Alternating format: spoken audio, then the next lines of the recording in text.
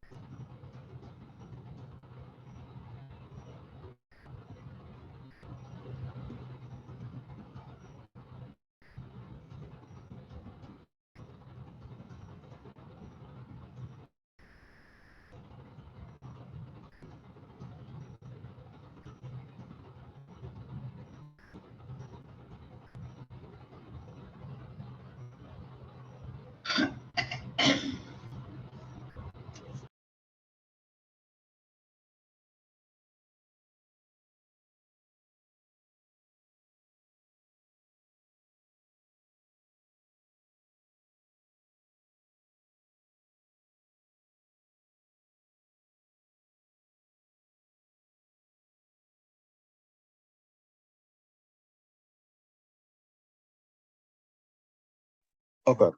Reading of the Divine Constitution bylaws. Let me stop my share. Salvation, Allah, unity, the Moorish Science Simple of America, the Divine Constitution and bylaws. Act 1. The Grand Sheik and the Chairman of the Moorish Science Simple of America is empowered to make law and enforce laws with the assistance of the Prophet and the grand body of the Moorish Science Simple of America. The assistant Grand Sheik is to assist the Grand Sheik in all affairs if he lives according to love, truth, peace, freedom, and justice, and it is known before the members of the Moorish Science Simple of America.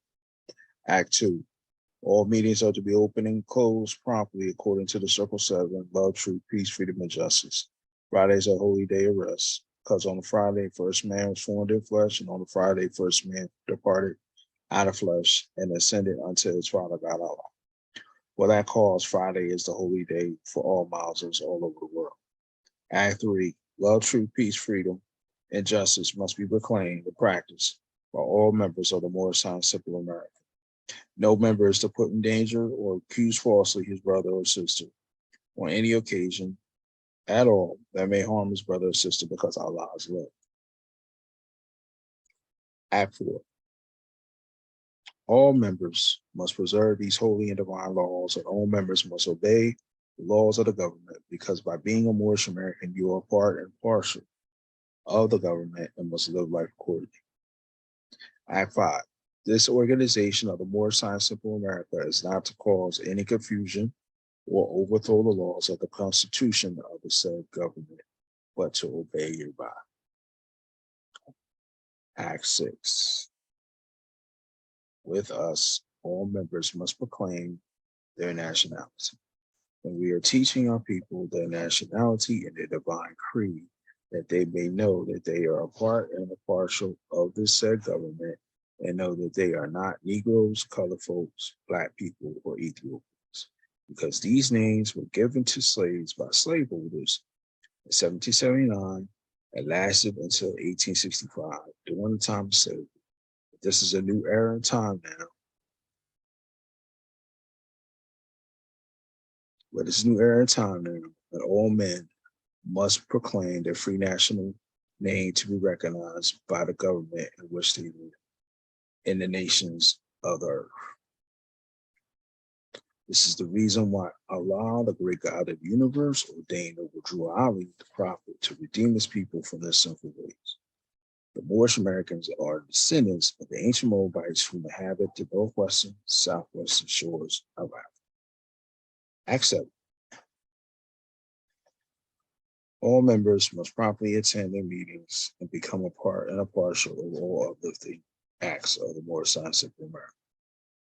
Members must pay their dues and keep in line with all necessities of the Moorish Science Simple America. Then you are entitled to the name of faithful. Husband, you must support your wife and children. Wife, you must obey your husband and take care of your children and look after the duties of your household. Sons and daughters must obey father and mother and be industrious and become a part of the uplifting of the fallen humanity. All Moorish Americans must keep their hearts and minds pure of love and their bodies clean with water. This divine covenant is from your holy prophet, Noble Drew Ali, and the guidance of his Father God Allah. Noble Drew Ali founder.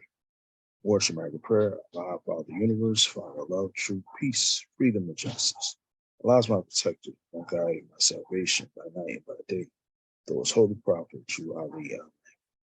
Moorish Science Simple America, home office, Honorable Drew Ali, home office, Chicago, Illinois, USA. Islam, brother Yeshua.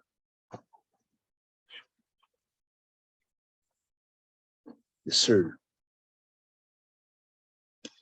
Islam, everyone. First, I want to rise and I want to give humble praise to Allah. Now, let's proceed to the next question. I want to give honors to all the prophets, Jesus, Muhammad, Buddha, Confucius.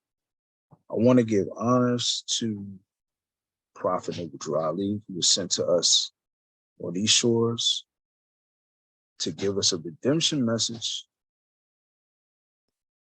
to let us know that we were not the labels, Negro, Black, Color, Ethiopian. I want to give honors to his forerunner, Marcus Mosaic Garvey. I want to give honors to Moorish Science Simple America. I want to give honors to first appointed Supreme Grand Sheik, Edward Milliel, to the current person sitting in the seat, Keith Dandersell. The honors to each and every one of you. As one man honors man, honors of Father God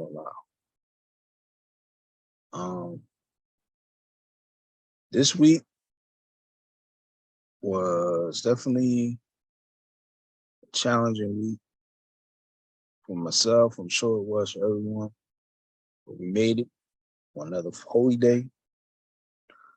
A lot has unfolded from Sunday all the way down today.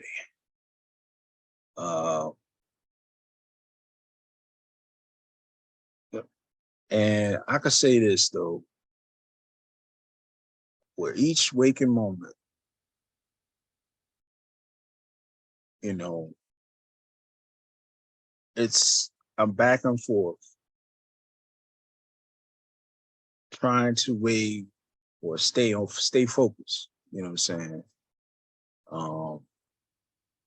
Sometimes, you know, as people, we kind of get into ourselves and we just throw our hands up. We don't want to deal with life, you know, but it's key and it's imperative, you know, for us to stand our hold and forge on, regardless of the situation. You know, so I'm just want to encourage y'all, you know, for somebody who's actually dealing with some stuff, you know what I'm saying? Like, I'm really telling y'all, just, you know, hold on tight, you know, whatever y'all dealing with. You know, Allah will definitely bless you. Let's see if I get this message. I got my old Quran. I want to get to quality humanity, those people with sins, say books, spring till how the same child have his bone. Chapter 12, I'm jumping around, but we're gonna read chapter 12 today in the Moorish Holy Quran. But before I want to go into that, I want to make some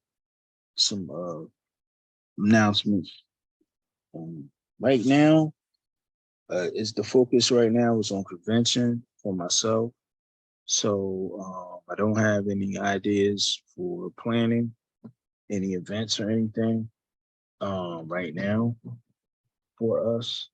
I do encourage any ideas. I know if Sister Shakana's listening, I did look at some of the prices for the Metro, because I remember a while ago you talked about the Metropolitan Museum. They actually had a African influence in history exhibit, but it ended on the 28th of August. And I was like, man, they slipped that thing by, man, because it actually highlighted a lot of advanced cinema and you know, a lot of his findings and how, you know, Africans influence different parts of the world and stuff like that. And I was just like, whoa, that was heavy. Because they had it even in Greek, you know, some of the influences in Greece, and Rome, and all that. I saw the exhibit online, not the full thing, but the pictures and stuff. As I went to the Metropolitan website, and I was like, man, they actually snuck that by, man. Like, it ended on the 28th. I was like, man, I would have went on there by myself and checked that out. So it was very, no, I hope they bring it back. You know, that would be something to bring the kids to, really bring the children, have something where, you know, bring the youth and have them, you know, actually, you know, witness that exhibit or, you know, view the exhibit, you know, and I'm a like a fan of Ivan Serra, but mostly my introduction to Ivan Serra has been from Runoko Rashidi. So, and I'm more, and be honest, I love Ivan Serra, but I'm a Runoko Rashidi fan, like because the way the brother, and they're both ancestors now, but the way the brother Runoko Rashidi touched on, and Runoko Rashidi actually went to these places and talked to the common people. He got it on video where he's talking to the common people, you know, who look like us. And it's just like, wow, man, I really enjoy his lectures on.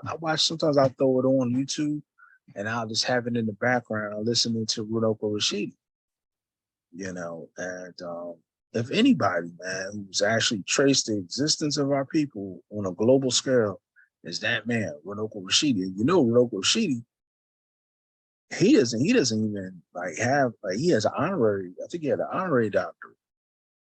You know what I'm saying? He's just somebody like us who were following Ivan Serra, who was following these people and started putting in the work. So he, you know, to me, Runoko Rashidi is like a modern day Jay Rogers. You know what I'm saying? Like, Jay Rogers didn't have a degree, but the work and the documentation that he put in, you know what I'm saying, was degree level, was doctorate level.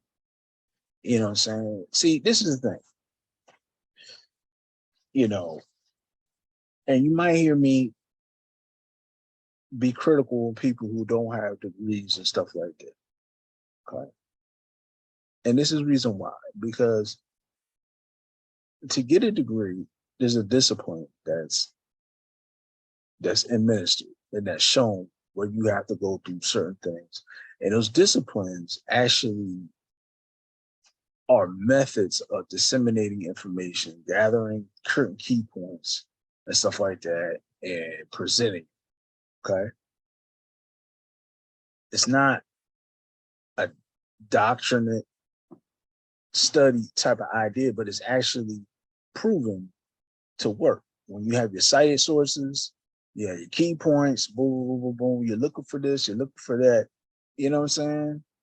There's nothing wrong with that. And that's key to present a well-documented, a well-sourced material or project, right?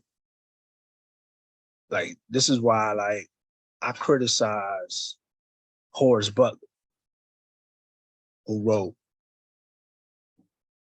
When Rocks Cry, right? I criticize it so much he blocked me on IG. And I don't care, because it's not a well-sourced book. I bought it. And when I read it, when I read part of it, is stuff in there. I was just like, bro, why would you, like, it's almost like you're telling me something. It's like this. It was this kid I grew up with. I'm not gonna put his name out there, but because, you know, it was a kid I grew up with. And we all lived in the same neighborhood. And this guy used to say stuff or tell us stuff like, yo, I did this or I saw so and so. You know what I'm saying? Like, and be like, oh, really? Yeah, pseudo, thank you. But he never told us like, and then when we question him, we go to ask, or we'll ask about what he told us. Like, oh, you got he'll say like, yeah, I got the new something game. I said, oh, you did? All right. So we end up going to his house one day and asked him like, yo, what's your oh, I let my cousin borrow it or something like that. Like, really? But you just got it. I ain't gonna let him buy it. You know what I'm saying? And then he'll come up with another. That's what it feels like listening to or reading Horace Butler's book. And I'm not saying I'm saying like you're going to tell me about something. You're going to say, okay, you found this artifact, right? And you're automatically coming to the conclusion that this temple or this, I don't know what it is, represents this person in the Bible. And this was where the biblical stories took place, right? Or the Hebrew, the Israelites traversed or they journey through the Amazon, right? It's just like some of these people, like somebody said the Moors, when they crossed the Iberian Peninsula, it was really from South America to Florida. This is the stuff they're saying now, right? That all that, whatever happened in Spain, over there, actual Spain, really happened over here. I was like, hold on, Jack. Yeah, that guy. And then question I got at him because he posted something, or the Black Hitler. Hitler was really so-called black or Asiatic. And he posted a picture. And so I went back and I looked at the picture. I found the picture. And the picture didn't say nothing about a black. The picture was actually a picture of an actor, a German actor who came up from the Congo and became a famous German actor. And he, you know what I'm saying? So I was like, brother, you got to do a little more research. This is why I haven't bought Amenhotep El Bey's book. Because all he's doing is he's snipping and he's cutting and snipping, So, when you deal with information, man, there's nothing wrong with having, a doctorate training because it helps you. Now, do I lean solely on someone having a degree? No. It's how well you document your stuff, how well it's proven how much you put research into. You know what I'm saying? The doctorate part is just safeguards the fact that you've had the training to do it. You know what I'm saying? But because you have a doctorate, does that mean that that what you're putting out is trustworthy? No. Look at Henry Louis Gates. I don't trust his stuff at all. And he has a doctorate. You know what I'm saying? I don't trust this stuff. I don't trust half of that stuff because sometimes some of those people who got doctors still put their own stuff in there. You know what I'm saying? But, so it has to be, I don't, like I said, I don't go for it all the time, but it helps to have one or it helps to have that training. You know what I'm saying? It helps to have that training, So, just my little spill on the Metro. Hopefully, I want to do something where we can go to the Metro and we'll do like these are outings. You know what I'm saying? We're gonna do like to the museums, like out to the Metro and possibly to University of Penn. Yeah, exactly. And the University of Penn, they have the way their rooms are set up, they have it where Kemet is in the center, then it branches off to like the Canaanite, Palestine artifacts, and then it goes into the Greek artifacts. So it has a connection. It shows a connection, like a unison connection of influence coming out of ancient Kemet. So I like the way it's set up. I like the way it's set up. So hopefully we could put something together to do that. Oh, yes, sir. Something we could put together to have that go. Where we can bring youth, some youth, and we'll make that out. I do want to do also New Jersey Museum in Newark. I don't know what it's called, Newark Museum or Jersey State Museum, something like that. They do one there. So so go back.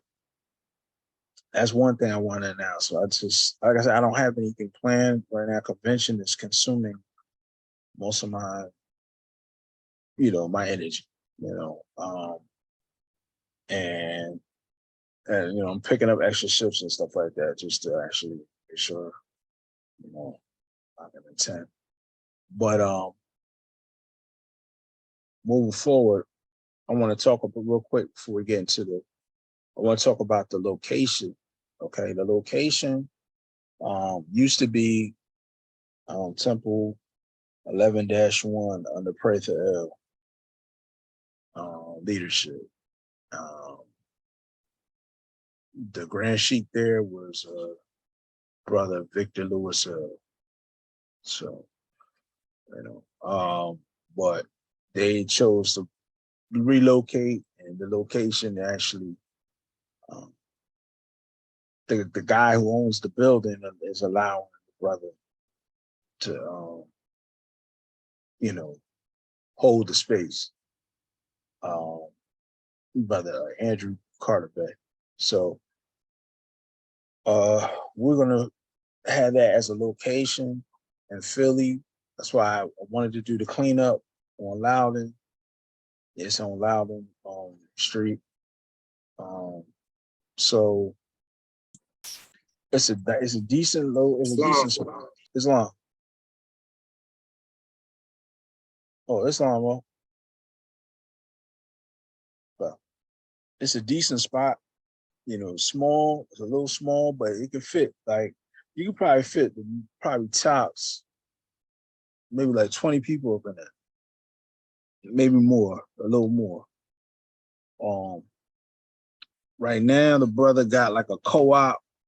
He's trying to have like a co-op marketplace. People could sell their stuff out. He has good ideas. And we're gonna try to work with him and try to get some things going. But what I want to implement with the space is that possibly we have like quarterly gatherings there, possibly. You know what I'm saying? Maybe quarterly. I mean, like every 90 days or maybe every 4 months. Every 4 months or something like that. Boys can meet, and maybe we'll have like a joint holy day meeting if you're able, not joint, but like a physical holy day meeting if you're able to make it.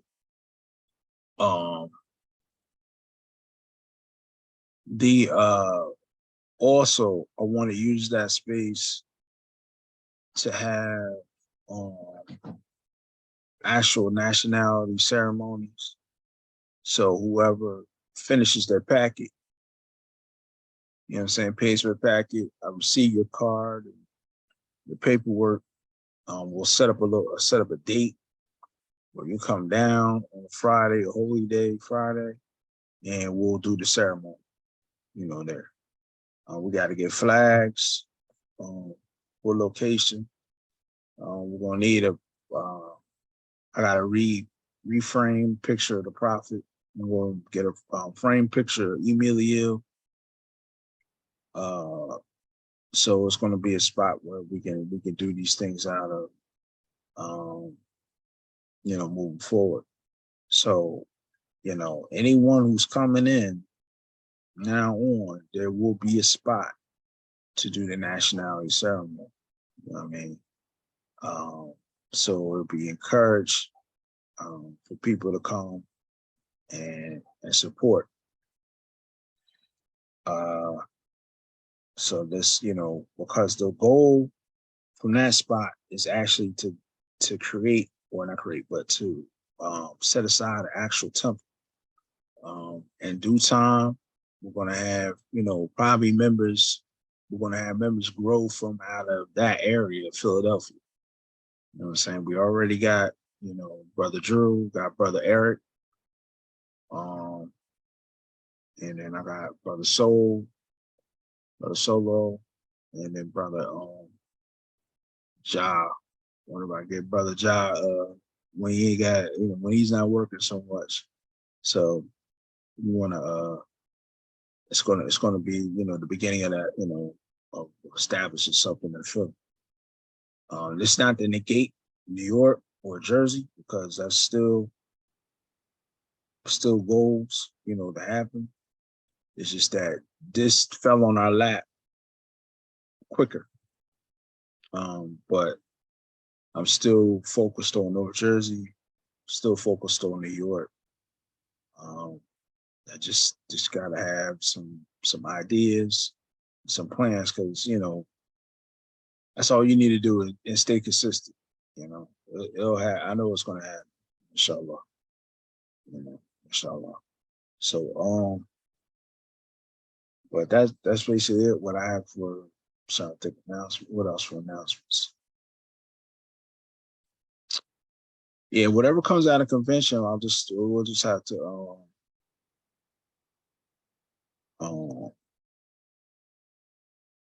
we'll just have to relay the message, you know what I'm saying, or whatever's being taught. Also, the idea, like some of you guys are having businesses, y'all about to start. I know Brother he's gonna file. I don't know if he done it, or file for his trucking business. I know 50 Bay about to do his construction business.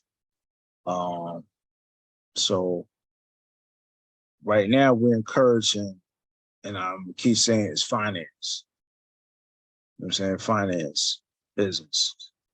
You know what I'm saying? Like we wanna start having, if you have an idea, I know brother Latif, I know him and Brother Obadiah trying to get I know Obadiah got his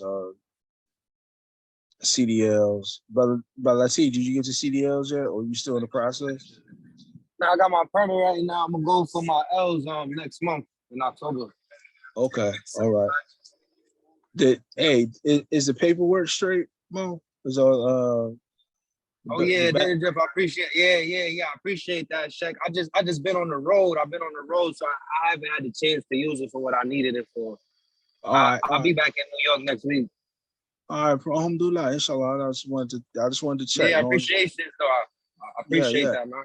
No problem, no problem. And I apologize for all the hoops and the and all the obstacles we had to go through to get all that straight, though. But I'm glad. Allah, man. Allah knows best, Yeah, alhamdulillah. Yes, I mean, yes, sir. I mean, Allah knows best, definitely. So we got people who are actually planning on building some finance. Brother Yah, he went to the Invest Fest. That's something that Yah's heart passion is finance. I know brother Yeshua, he invests in the crypto. Nugent was a thing I should have got in on, but what I probably want to do is we want to probably do a session where we'll have meetings where we'll talk about finance. Like if anyone has an idea or has invested in something, and they feel like that might be something we can get into. Because I remember a while ago we were trying to get into like precious metals, and that's also an option. You know, I still want to get into that. You know, precious metals. You know, because at the end of the day, as much as we love, you know, I'm gonna say we love, but I'll say as much as the crypto is gaining, it's never going to beat precious metals. At the end of the day, you can't beat gold and silver. You know what I'm saying? Gold and silver is always going to be part of a value, because technically you got gold and silver inside you. You know what I'm saying? Like these properties and those metals are inside you.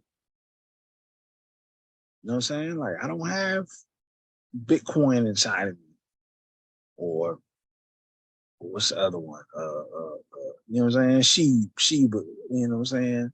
Or Dogecoin, or you know what I'm saying? I don't have those things inside of me, but I have gold and silver inside. I have copper inside. I have small traces of those elements are inside. You know, iron is inside. Carbon, of course, oxygen. You know what I'm saying? Zinc. You know what I'm saying? Potassium. You know, these elements exist, you know, within myself and the environment. So, you know,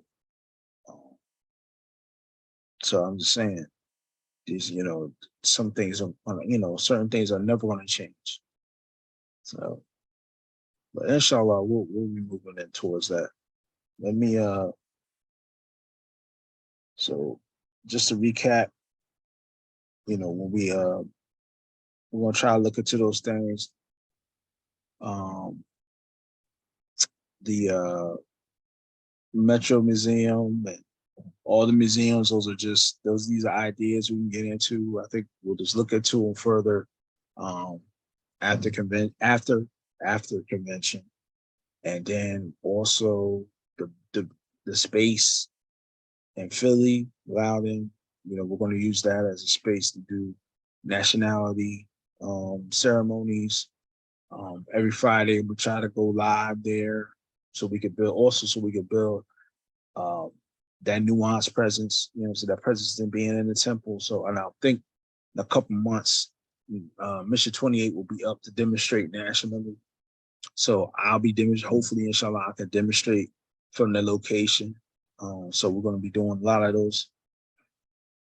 We're going to do a lot of, you know, we're going to be utilizing the space pretty much.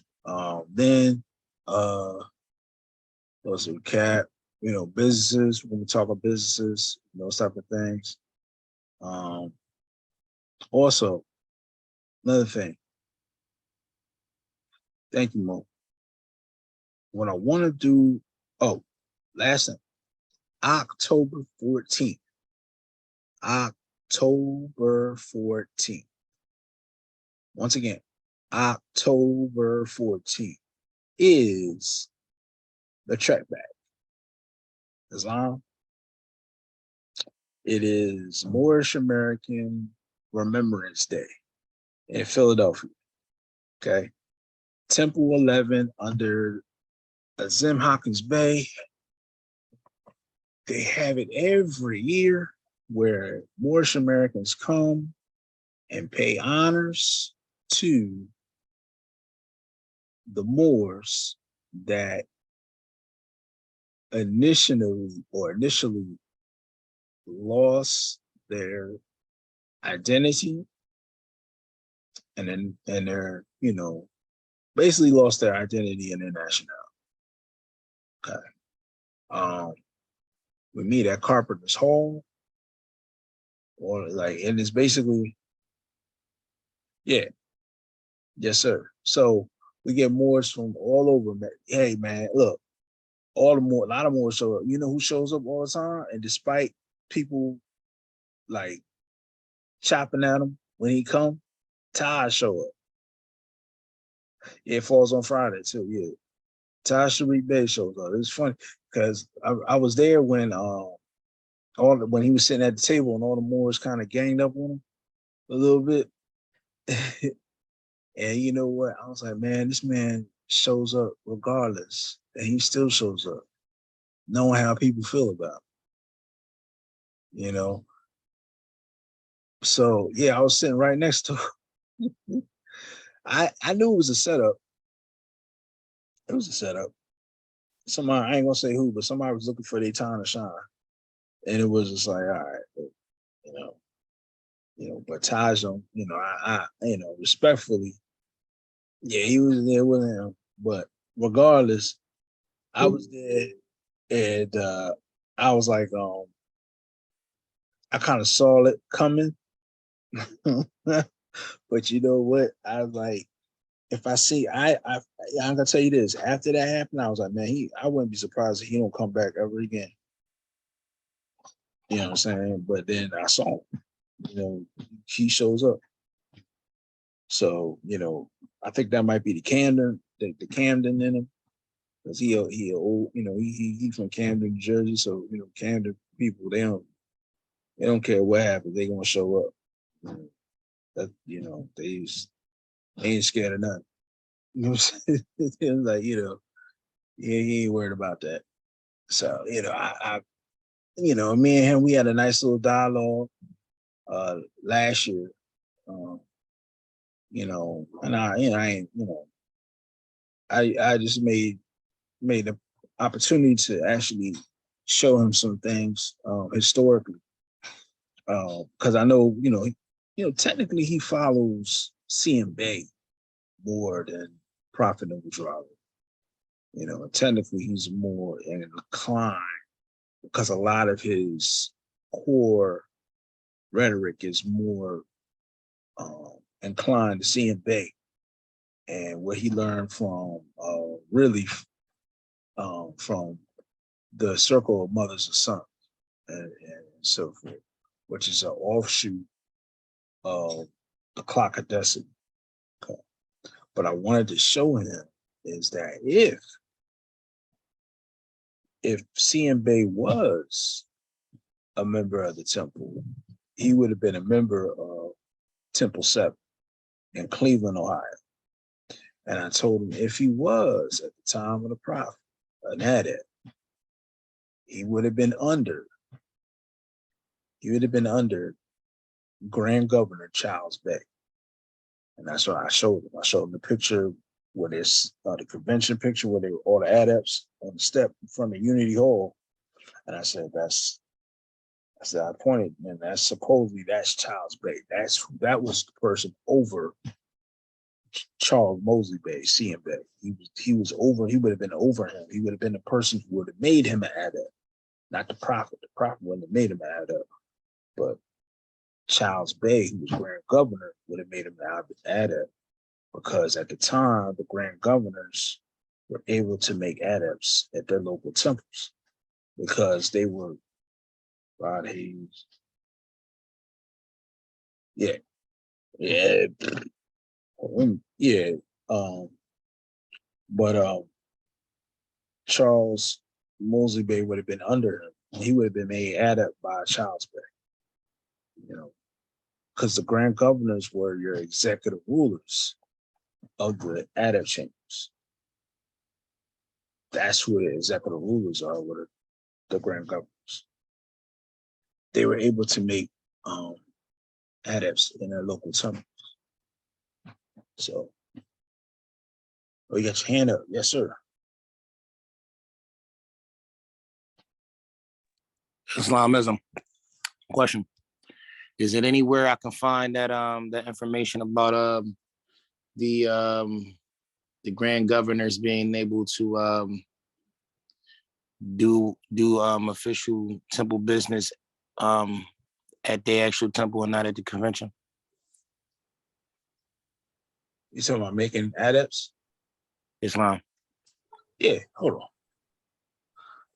Go through you got your, do you have your You got the literature? Islamism right here. Go to the literature. And I don't have mine with me. More scriptures. Yeah, I don't have mine on me right now. Hold on. Let me check. Let me look for mine real quick. Here one.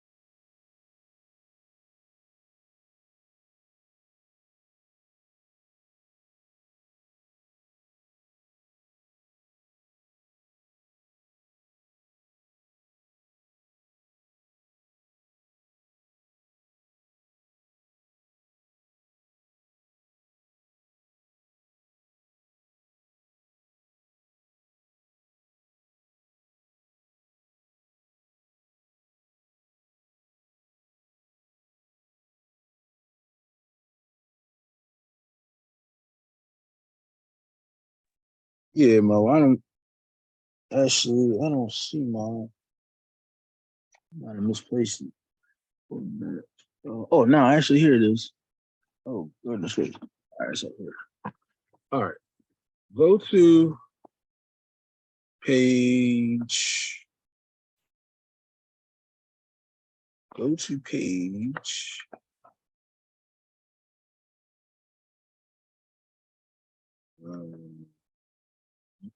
Mm,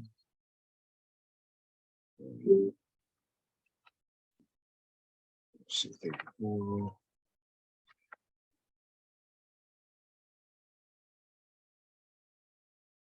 All right, go to page 79. I think this is it.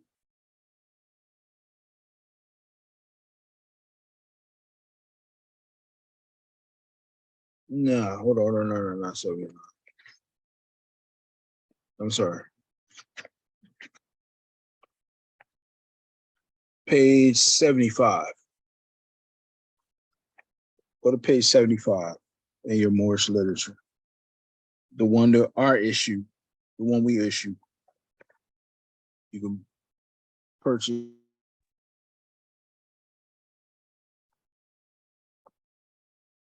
Sorry.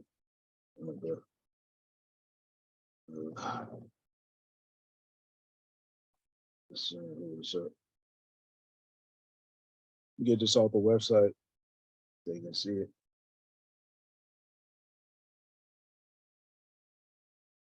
It's our literature. Go on the back.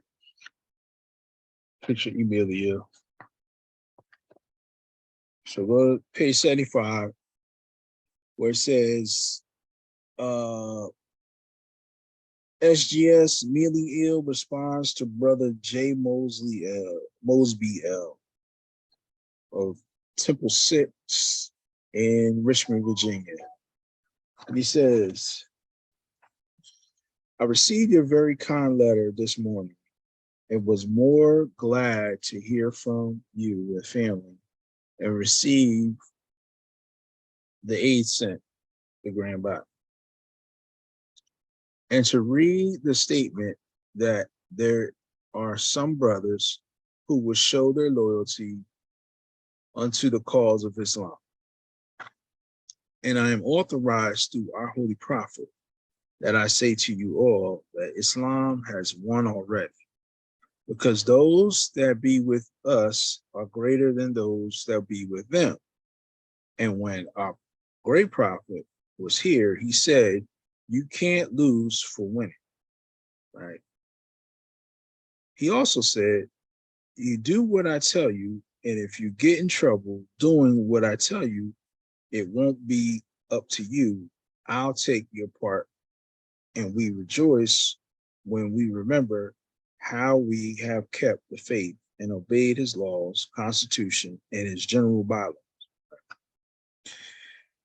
We realize times are very hard, and everywhere it is a voice of the divine prophet that we will have to suffer some along with the rest of the world for a little while. Yes, I received a letter from Brother Gravitel, and he and his local, when they say local, they mean the local temple, pay the respects to the prophet very nicely. You and Gravitel and your locals will did splendidly, and your loyalty will be recorded in the credit of your respectful locals in your temples. With respect to the brother, I don't know who he's talking. He's talking about somebody. Basically, he's referring to somebody in that simple 6 or within that. It said he can only be a Grand Sheik under you. Brother J. Mosby L was a grand governor. So it said he only can be a Grand Sheik under you. Right, under you. And then he must be an adept to be that. So you got people calling themselves Grand Sheiks. They ain't adepts. They haven't gone through the adept chambers. I'm dealing with this now on IG. Certain people won't call them Grand Sheiks, but then they're adepts. People giving out the title Grand Sheik. Like, oh, Grand Sheik. How's he Grand Sheik? He ain't an adept. Islam Sheikh. Yeah. Islam. Was that always the protocol? Yep. Always a protocol. Always a protocol. You gotta be an adept first to be a Grand Sheik. Yep. It further says, and then he must, let me add it to be that. He said, and further says, and should be of your temple. So he has to be under you, regardless. And you are the only one to act as chairman of your local. You are the only one to act as chairman. Is the brother of your temple? Is he an adept made in your temple? So you go to 75, it says, he asks these questions, short questions. Is the brother of your temple? Is he an adept made in your temple? Right? So that proves that adepts were made in the local temples. They didn't have to wait until convention to be adepts at that time. Okay? You didn't have to wait. Elijah Muhammad, Elijah Poole Bay was made an adept at Temple 4 in Detroit by Lomax Bey. It wasn't made by the prophet. Understand? So, a respectful shout out to the brother Hannibal Bey, Taj's son, because I met the brother. He's a cool brother. Me and him have a lot in common, but one thing I have a hang up on is when he regurgitates this story of these 4 or 5 adepts, CM Bey, Elijah Muhammad, Master Fraud, Daddy Grace, and Father Divine, and it's false. We have no record of Father Divine or Daddy Grace being members of the Moorish Simple Murder. Matter of fact, we have no record of Farrar being a member. We have a record of Elijah Poole Bey or Elijah Muhammad, but we don't have a record of even CM Bey. We don't even have a record of him actually being a member. Not saying, I think it's more, it was more of a guesstimation that, you know, CMB was a member because he lived in? Possibly. I got to check the FBI file. If it was, if it's in there, then cool. But, you know, regardless, okay, praise Allah. But regardless,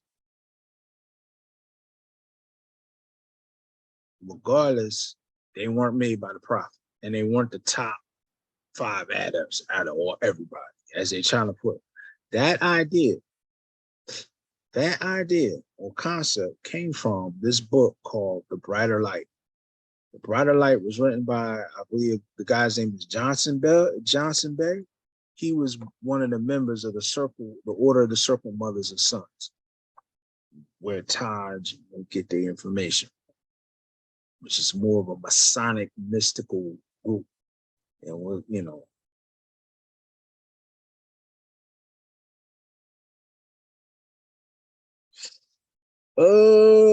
I'm gonna say this in general about the Addertons. I can't tell you everything because on the basis is that I don't know everything, because a lot of information, to be honest, is not in our hands right now. Due to almost a century of being people splitting and going their own ways, and older Moors dying with a lot of information instead of passing it on. Okay.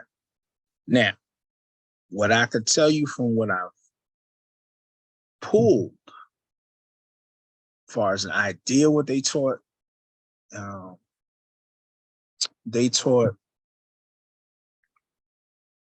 like Vernon Bay. What's that guy? Vernon Bay, and in that article where he says a Mexim was a Mexim land where the gods used to dwell. So in the Adab chambers, you will learn about a Mexim. In the Adab chambers, you would be given the knowledge of archaic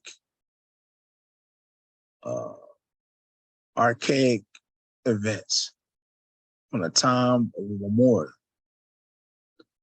So the Moors were given that knowledge that, yeah, you will learn about before the earthquake, before the great earthquake.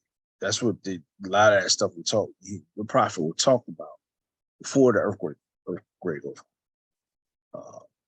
You will learn certain things probably about reincarnation, meditation, how to make the oil teas and compounds and all that stuff like that. So, you know, but not everybody had the same complete lesson. You know, there was no curriculum for the Adab chambers. Okay. Possibly the Prophet was doing some healing, some tuning in the Adab chambers. For those who deal with the Reiki and all that, you know what I'm talking about. I'm saying, so who knows? The Prophet was, you know, I can't necessarily say exactly what it is, but you know, I know that you learn how to read the Moorish Holy Quran from a different perspective, and a questionnaire from a different perspective. Okay, that's an adaptation.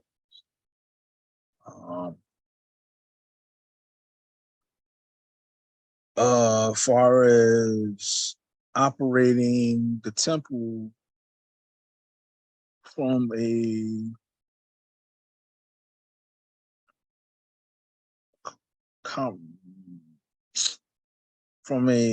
commerce perspective, that's probably what you love. You know, the symbols, different meanings of the symbols, their properties, what their views.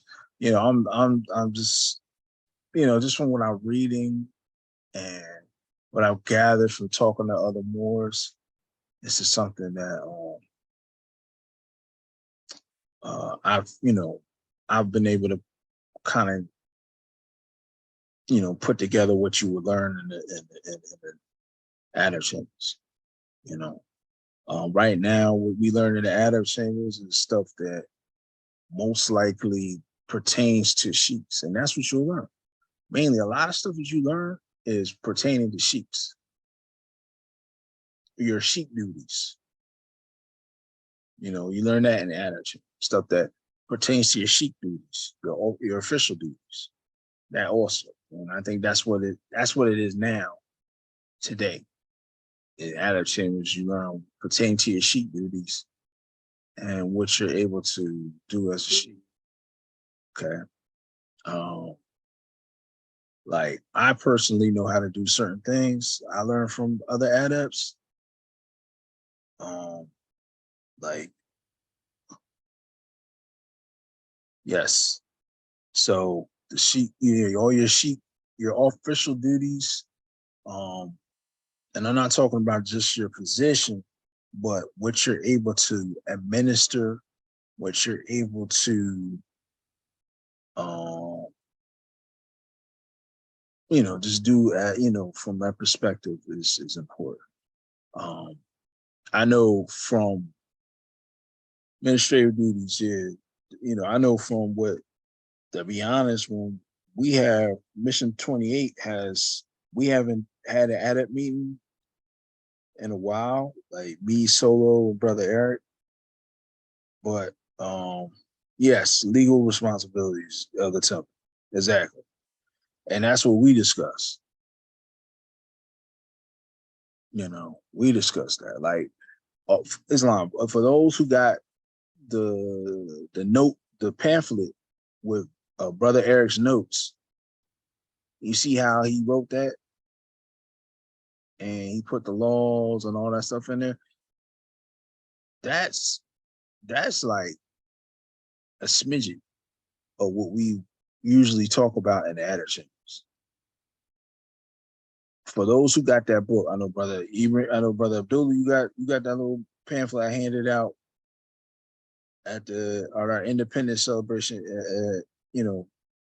2 months ago. What was that? In the last month, 9 August, but in July.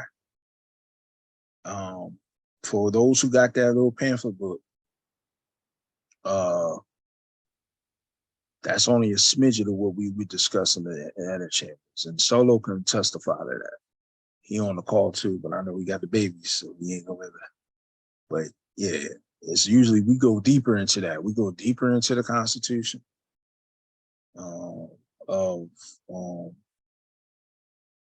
the United States American Constitution. We go deeper to the laws. So that stuff gets discussed in the adult chambers, because a lot of times you see, let me say this, you see what a lot of people doing now, right?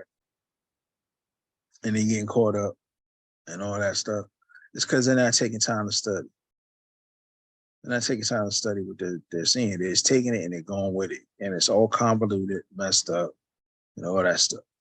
Even the European, right? I'm gonna say the European. I'm gonna say this. They out there doing their stuff too. But what I'm saying is, even the authorities, right? The police and experts on sovereign citizenship and all that type of stuff, right? They will tell you that technically, and say, hey, you know what? And I think I showed it too to you guys. They actually put it out there. It's like, technically these people are not necessarily wrong. It's just that they're doing it wrong. And they're using the wrong laws for the wrong thing. So they're not fully wrong, but they're out of law because they're just doing it wrong. and it doesn't match the subject matter. You know what I'm saying? So like a lot of times they're misinterpreting laws. Okay, for instance, Brother Jamal from Rise of the Moors, he is not understanding the idea of state power versus federal power, right? Constitution gives a balance between the state and the federal. Okay. So the Second Amendment, right to bear arms. Number one, what is arms defined as legally? Does it specifically say guns? Is the arms are they referring specifically to guns? Yeah, right to bear arms. Does it mean, and even in the guns, does it mean semi-automatic? Because George Washington and them did not have semi-automatic rifles at the time, at the signing of this Constitution. They did not have it, those things. Okay. You have a right to bear arms, but the state still could regulate manufactured products. Then the state, they can regulate the guns. Okay. You still have a right to bear arms. Anybody say you can't take a shovel and knock somebody upside the head if they trying to take what's yours? That's still arms. You know? So with with Jamal, he took a lot of things out of context. He wasn't reading the laws from a proper perspective. So this is why, he said, when he goes out and says, form a militia, prophet said, form a militia.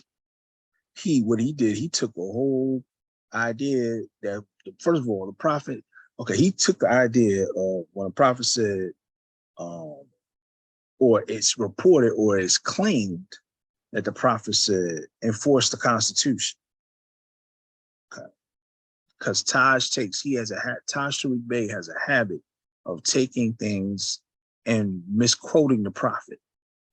The prophet never said enforce the Constitution. The prophet said, I'm going to have to enforce my laws. He never said enforce the Constitution. He meant the laws of the temple, because people were acting unorderly. They were out of order, out of law. So he said, I'm gonna have to enforce my law. Right? And yes, and the reason why he's sloppy, sisters, I feel you're right. But the reason why, and I'm gonna say the reason, but the end result of Taj not being accurate in quoting the prophet is 2021 alleged standoff in Massachusetts with the Rise of the Moors. The Rise of the Moors so-called standoff, right?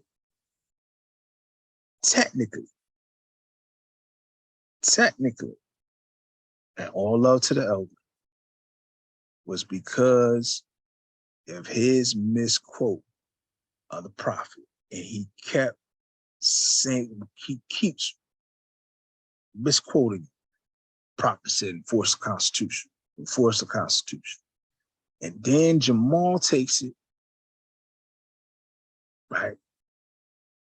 And Jamal takes it and he targets the Second Amendment and said the prophet said form a militia.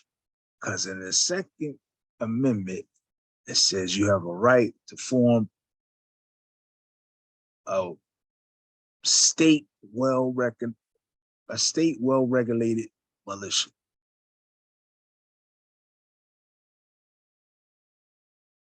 Right?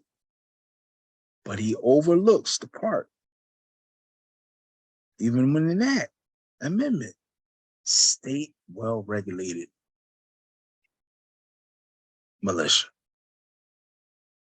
State well-regulated. The state has to regulate your militia. Jamal skipped all that. All that didn't resonate in his head. He just saw militia. Islam. That's right. That's right. And the brother's out, and he's, you know, with his family. He's out on bail, so alhamdulillah, I'm glad he's out. You know, I think it's good for him to be with his family. You know, I really don't think he had really bad intentions. His intentions really, he just wanted. When you see your people, when you see your people getting shot, your people getting slammed on the ground, your people getting choked, knees on the back of their neck where they can't breathe. You know what I'm saying? You feel some type of way, man. After a while, let's be honest. Have a candid admission to this stuff. You know, when you see that, man, and then, you know, being that the brother actually served in the Marines and might have seen some stuff, that might have triggered him, man. Because when you're trained as a Marine and you're trained in the military as a Marine or any soldier, you're not trained to take stuff like that. You know, you're on the field, any danger that's opposed to you, you have to neutralize it. You have to neutralize the threat right away. So you're seeing these things happen. Your key thought is to neutralize the threat right away in his head. You know, to be military trained and then look on the TV or on your phone, on IG and all that stuff, all those things is being posted. You know, young girls getting thrown to the ground by grown European men, manhandled. You know, brothers getting shot in the back, 2 hands up, and they still shooting. You know, you can't blame the catalyst element. You can't blame that. That's, you know, that anybody would want to feel. You feel powerless. When you feel powerless, or you feel like something's rendering you powerless, you're going to try to do every means in your ability to try to not be powerless. You know, so I understand. It's just, you know, I understand the reason, but the method, how you go about it, no, it was careless. It's real careless, you know. And you got to know the laws. There's state laws for certain things, you know, especially guns, automatic guns. You know, that's not like, you know, everything has a regulation. You know, everything, you know, coming into the state. So, but Taj's rhetoric, you know, technically, you know, trickled into that situation. Taj's rhetoric trickled over into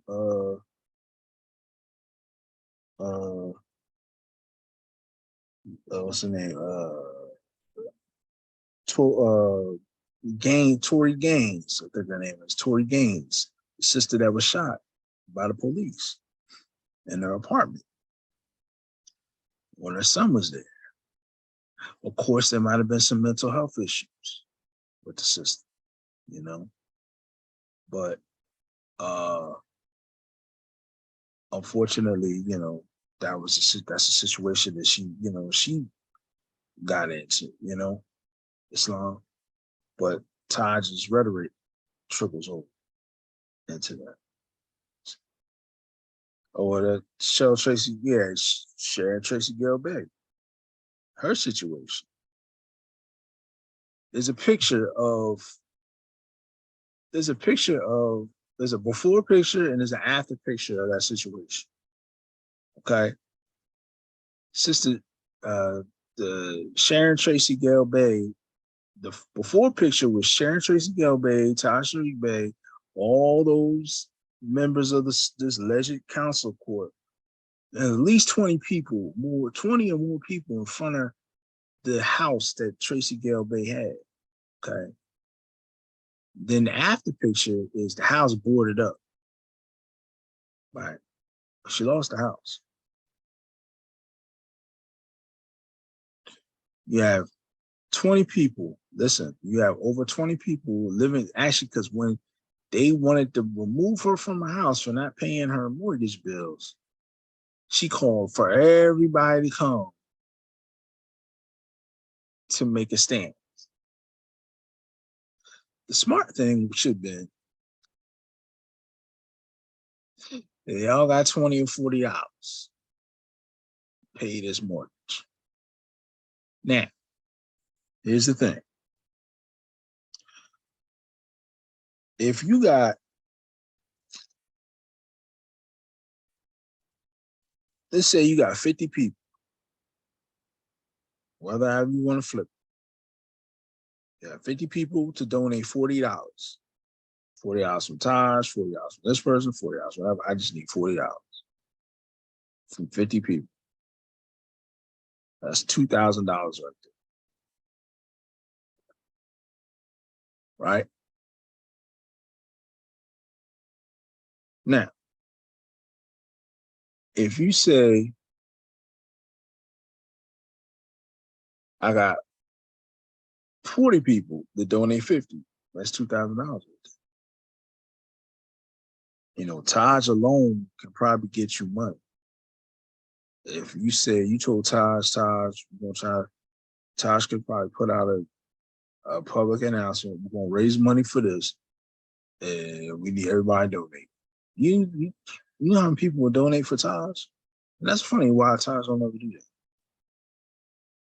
A lot of people could have had houses, say their houses. The Taj would say, hey, man, we'll help these people out. You know, maybe donate this money. Yeah, brother, yeah. Islam. I'll camel back on that. The reason why Taj and them are more or less the people that followed by that ideology don't utilize what would be said, that currency fiat note. So whatever the case may be, that's why Islam.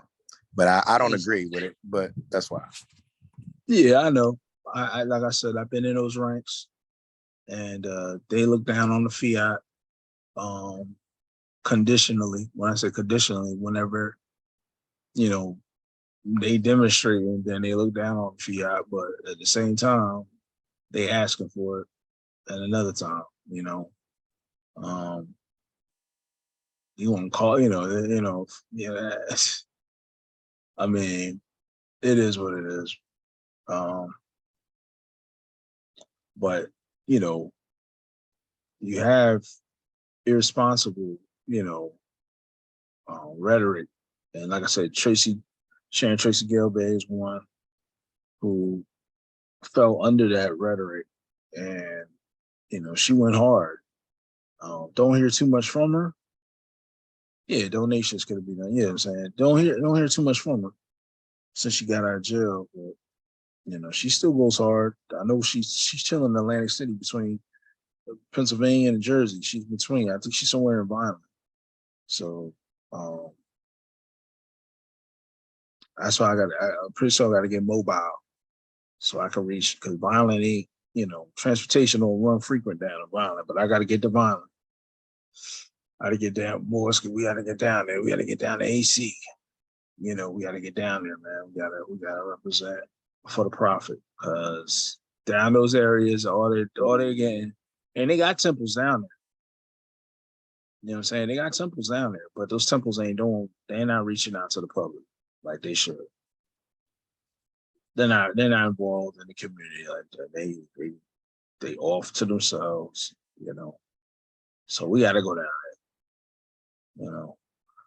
Like I said, I'm, North, whatever, but we're gonna have to hit AC, we're gonna have to hit violin, we're gonna have to hit all the, we gotta go through them. You know what I'm saying? And just give them the message. Now so because that's what Tracy was trying to do. She's trying to hit violence. She's trying to hit all those small towns and hit them with all the, with all that nonsense. So, and then, they're easily, because they're off to themselves, a lot of these small towns like Vineland, Glassboro, they're off to themselves. They don't have a lot of culture. They just now having Juneteenth celebrations, consciousness, and all that type of stuff. Race pride is coming, it's filtered into these small towns in New Jersey. Before it wasn't like that. You know what I'm saying? We're talking, that's like its own, like it's like going down South Jersey. It's like going to the South almost. A lot of racism, Klan members and stuff like that. So, a lot of the brothers and sisters, Asiatic brothers and sisters, live under, open racism almost to a degree, So, when this knowledge hits them, they're gonna go gun ho because they've experienced the pressure, of other races. So we gotta make a presence, inshallah.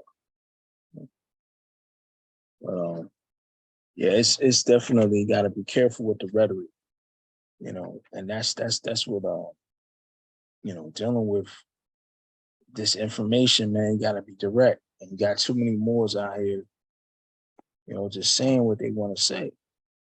And that's not good. It's not responsible. So, Moors, I want to leave y'all with a message. I know we dealt with on this little topic here and there just now. I know we talked about just being direct with what we're saying and all these different things that Todd is saying. We want to be truthful. Now, I read the literature, so you understand now where that the governors were able to make adepts at the time. Now, the reason why we changed it was because of, first of all, it was the lack of training of governors, sufficient governors. The lack of training of sufficient governors. And the lack of reach, where a lot of brothers, I can say this, in the temple, we got a lot of people. We don't got a lot of people, but I'll just say this: majority of people, all of us are babies, bar none. We're all babies in this. You know what I'm saying? Like we, a lot of us didn't come from the temples. We didn't come from the temples and join the temple. A lot of us came from off the street or off some other Moorish groups. You know what I'm saying? Like we all came, some of the members have been around other Moorish groups or other offshoot temples, and then we came into the temple. So a lot of our knowledge is not well rooted from the beginning into this. So that's why to safeguard it, we, you just come to the convention and become an adept, and that really started also because it was so less, it wasn't a lot of temples, it wasn't a lot of members. I'm saying he had Balial, and then he had his members were all, we were all scattered. Even before I came in, it was like we had convention. It was like literally maybe 10 people at convention. And some of them weren't even part of the grand body. They were just coming in because they knew Balial. So we're going to have our convention. You want to come through? Come up, man. Come through. These people come in, and we having convention, at the Black Peace Stone headquarters on Cottage Grove. This is my first time I came in. So it was like 2014. I'm like, well, I'm in the Black, you know what I'm saying? I'm in Black Peace Stone Ranger headquarters on Cottage Grove. We having our convention because they cool, you know. Bailey Hill, cool with brother Tyrone Harris Bay. They respect Bailey Hill. And they say you want to hold your convention here. So we had a convention at the Black Peace Stone headquarters. So, you know, I think they had that like 2 years in a row, 2-3 years, I don't know. But then Bailey, you know, they were able to get a temple building. Somebody else, they were using the building in on 63rd in Chicago under the train. So they had the meetings out of there, the convention meeting out of there. You know, we started using the hotel and stuff. But for the most part, though, you know, it was not that many people. So, and to safeguard it, it would be best for you to come to the convention and become an adept. Because now you have a whole bunch of people nationwide that can vouch for you that you an adept. I like the concept kind of.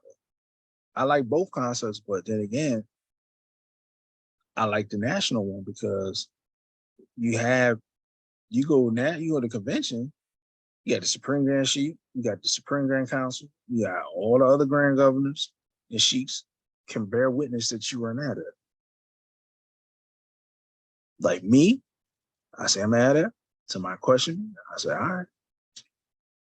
Then the brother with the biggest, the loudest Moorish American and nationwide, brother Taharka, can vouch for me being an adept.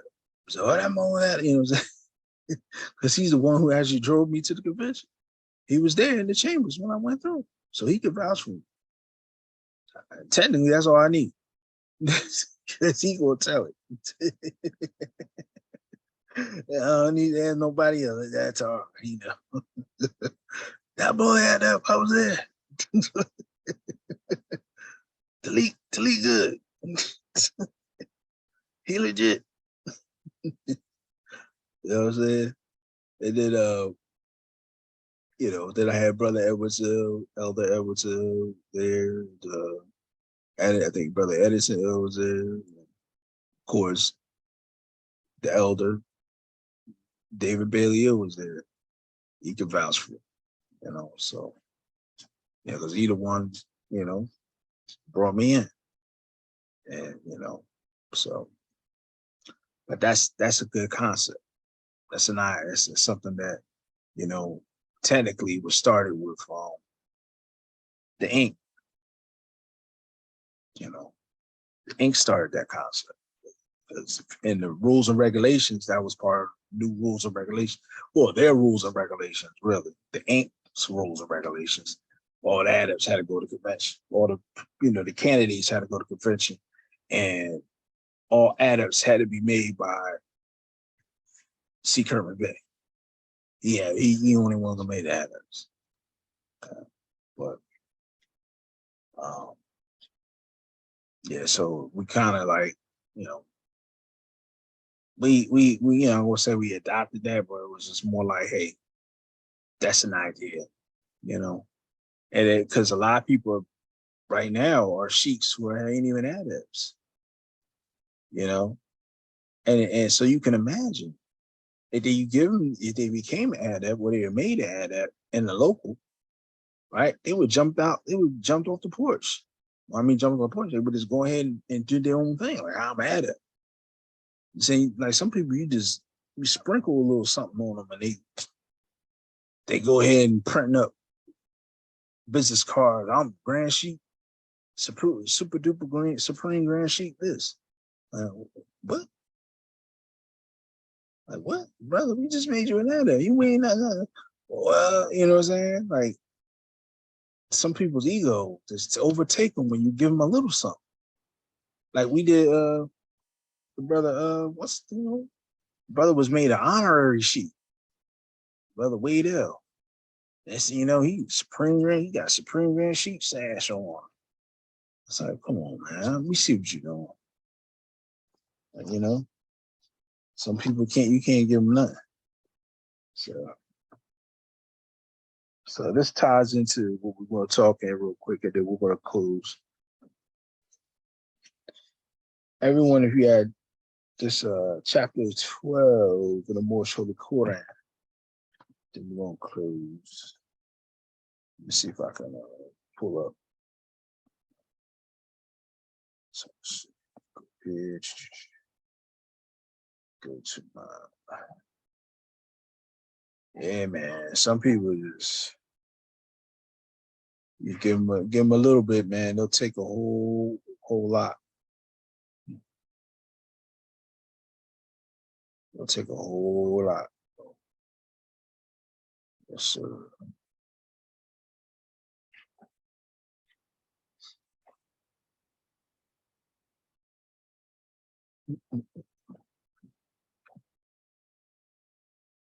And that's, a lot that's going on now.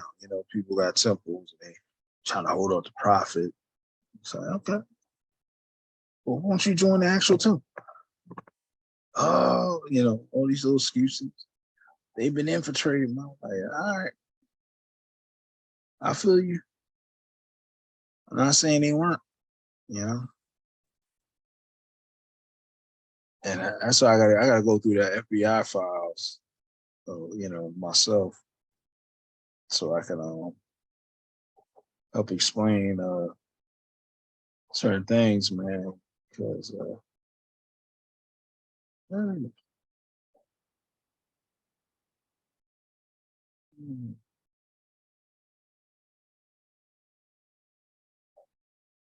okay, what's going on? Okay, hold on.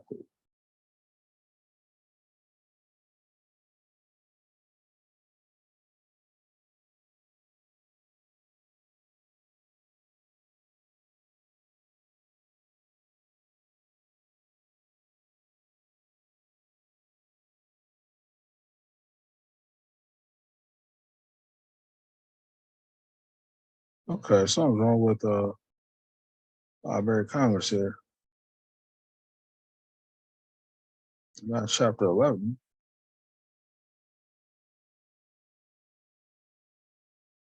Okay.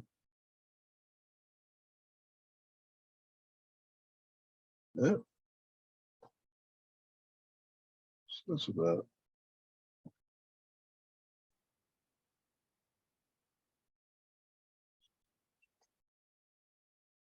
chapter 13. All right, let's leave it here, and we'll pick it up. It's chapter 12, though. Jesus teaches the common people at the spring, tells them how to attain eternal happiness. In a silent meditation, Jesus sat beside the flowing spring. It was a holy day, and many people of the servant caste were near the place. And Jesus saw the hard, drawn lines of toil on every brow, in every hand. There was no look of joy in any face. Not one of all the group could think of anything but toil. And Jesus spoke to one and said, "Why are you all so sad? Have you no happiness in life?" Man replied, "We scarcely know the meaning of that word. We toil to live and hope for nothing else but the toil. Bless the day when we can cease our toil and lay down and rest in Buddha's city of the dead." Jesus' heart stirred with pity and with love for their poor toilers. And he said, "Toil should not make a person sad. Men should be happiest when they toil, when the hope and love are back of toil, and all of life is filled with joy and peace. And this is heaven. Do you not know that such a heaven is for you?"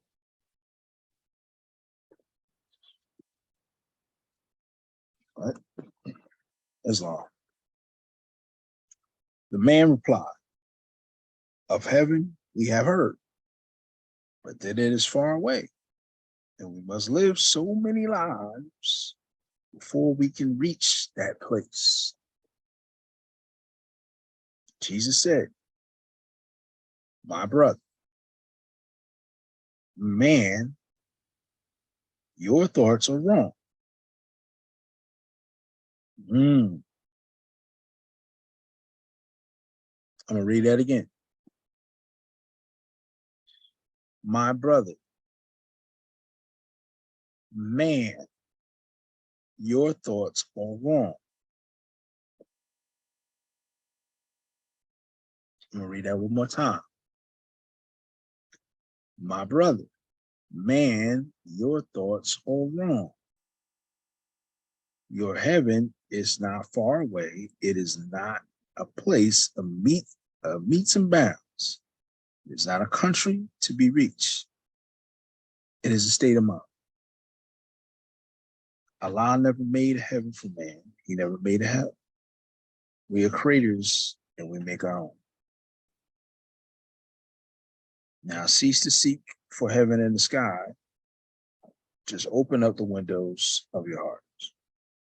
And like a flood of light, a heaven will come and bring a boundless joy. Then toil will be no cruel tax.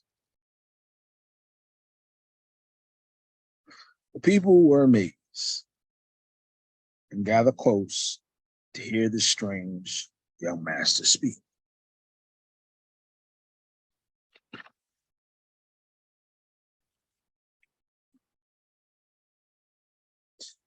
Imploring him to tell them more about the Father God Allah and about the heaven that men can make on earth, about the boundless joy.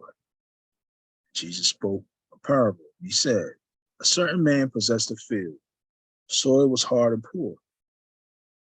By constant toil, he scarcely could provide enough food to keep his family from want. One day, a miner who could see beneath the soil and passing on his way saw the poor man in his unfruitful field. He called the weary toiler and he said, my brother, know you not that just below the surface of your barren field, rich treasures lie concealed? 17. You plow and sow and reap in scanty way, and day by day you tread upon the line of gold and precious stones. This wealth lies not upon the surface of the ground, but if you will dig away the rocky soil, listen, if you would dig away the rocky soil and delve down deep into the earth, you need no longer till the soil for naught. The man believed, the miner surely below knows, and I will find the treasures hidden in my field. Then he dug away the rocky soil, and deep down in the earth, he found a mine of gold. Jesus said, sons of men are toiling hard on desert plains and burning sands and rocky soils, and are doing what their fathers did and not dreaming that they can do aught else. Behold, the master comes, tells of a hidden wealth, that underneath the rocky soil of cardinal things are treasures that no man can count, that in the heart the richest gems abound, that he who wills may open the door and find them all. And then the people said, make known to us the way that we may find the wealth that lies within the heart. Jesus opened up the way. The toiler saw another side of life, and the toil became a joy. I read this before. We taught this like last year. I touched on this chapter. touched on this chapter last year. Me and Brother Eric. And I truly believe that this thing folds. An elder Adab told me this about the Moorish Holy Quran. He said, Mo was supposed to unfold 7 times. Each verse was to unfold 7 ways, different 7 ways. 7 ways. And now I'm reading. And if you were listening, you understand, I repeated certain things, right? I repeated certain things. Let me enlarge this real quick. I repeated certain things. And I did it for a reason. My brother, man, your thoughts are wrong. Right? Now, the Quran that I had, this might be the one I got from someone else. I don't know if this is actually ours. This is not ours. I don't think. Well, my brother, man, your thoughts are wrong. That was key. Because anyone knows man, the meaning of man, or what man actually means, is to think. Is one who thinks.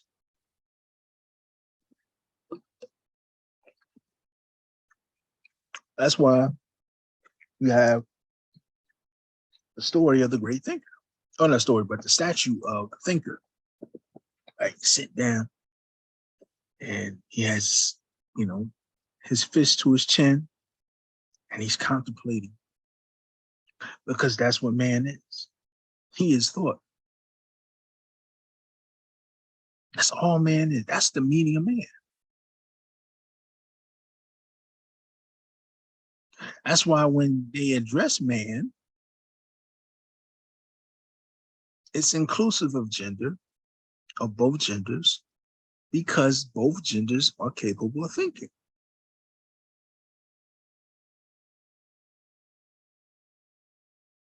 So when he says, my brother man, your thoughts are wrong, this is maybe how it's coming to me. He's dealing with he's saying basically, he's speaking to the very core of this person and saying, since you are thoughts, correct your thoughts. How you're going about your existence is wrong.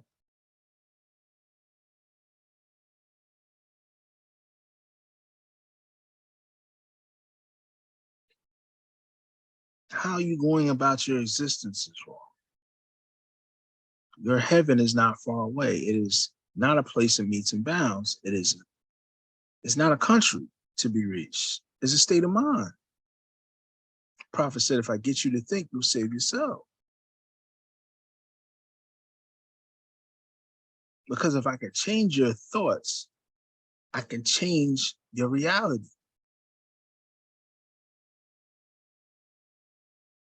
So when I went on when I didn't mean to go on a rant, Islam on last holy day for the national call, but something hit me, man. It was like, yo, and I'm sharing this, and that's something we all could probably going to have to reach for is when let me go to the questionnaire. I want y'all to really get this, and you probably can get it anyway, but everyone here is definitely on point. Allah, right?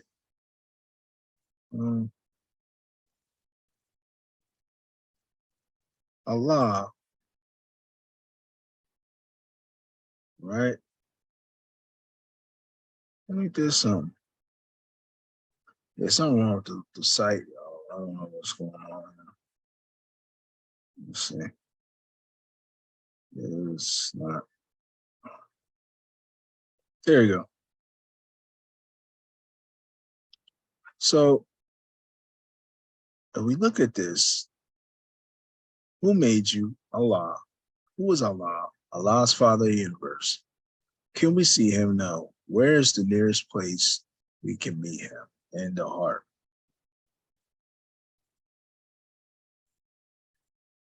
And then go back to here.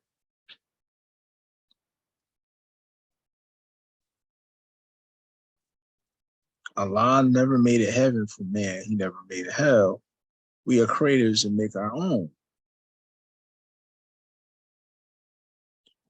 Now cease to seek for heaven in the sky. Just open up the windows of your hearts. Do you see? So now you have to understand how profound Prophet Noble Drali, or the statement he made. I got you, brother. Hold on. When he tells you in the questionnaire that the nearest place to meet Allah is in the heart, then in the Moorish Holy Quran, it talks about open up your windows of your heart as far as looking for your heaven. He's saying basically everything inside you, everything that you need is there. Your answers are there. The answers are there. Everything. It's very profound because most religions are telling you outside, go outside. He said, no, you have the answers. But the problem is that we have too much stuff blocking us. And that's what's making that, like we're really set on a program. And what's programming us is our perception and the things that are blocking us. And we're going off of the inward, our inward blockage is really guiding us. And of course, Allah has control of everything. Within us, the blockage is really guiding us. The toil, the rocky soil, and all that stuff like that is really blocking us. Hold on, let me get the brother. Brother Yeshua, you raise your hand. Hello? Islam, brother Yeshua? Or was it Yah? Somebody raise their hand. Islam? Okay. Praise Allah. Oh. All right. So you understand the idea that even the Quran will reveal the Prophet Muhammad sallallahu alaihi wasallam. It says Allah is closer to you than your jugular vein. All right. I always forget that. Yeah, go ahead, brother. Yeshua. Islam, pardon me. Islam. I rise and I give praise to Allah, the great God of the universe. Give Yes, honor sir. to the Prophet and to Yes, sir. Marcus Garvey Yes, sir. and to everyone, to all honors who's due. I just wanted to, when you was reading chapter 12, that particular verse sort of connected me to other parts of the Holy Quran. And I just want to kind of like go through it with in lesson 22. Behold, the master comes and tells them of a hidden wealth that underneath the rocky soil of carnal things are treasures that no man can count. And 23, that in the heart the richest gems abound, that he who wills may open the door and find them all. And it connects, that part connects to the part where it says, where's the nearest place we can meet him? In the heart. But going to the 22, that connected me to the soul of man, and the part that that would be chapter 38, chapter 38. And it took me to the part where would be lesson 5. It says, search it by its faculties, Know it Yes, sir. by its virtues. They are more in number than the hairs of thy head. The stars of heaven are not to be counted with them. Mhm. I'm not sure why I made that association, but it just seems to hit me that way. Mhm. Peace. Peace. So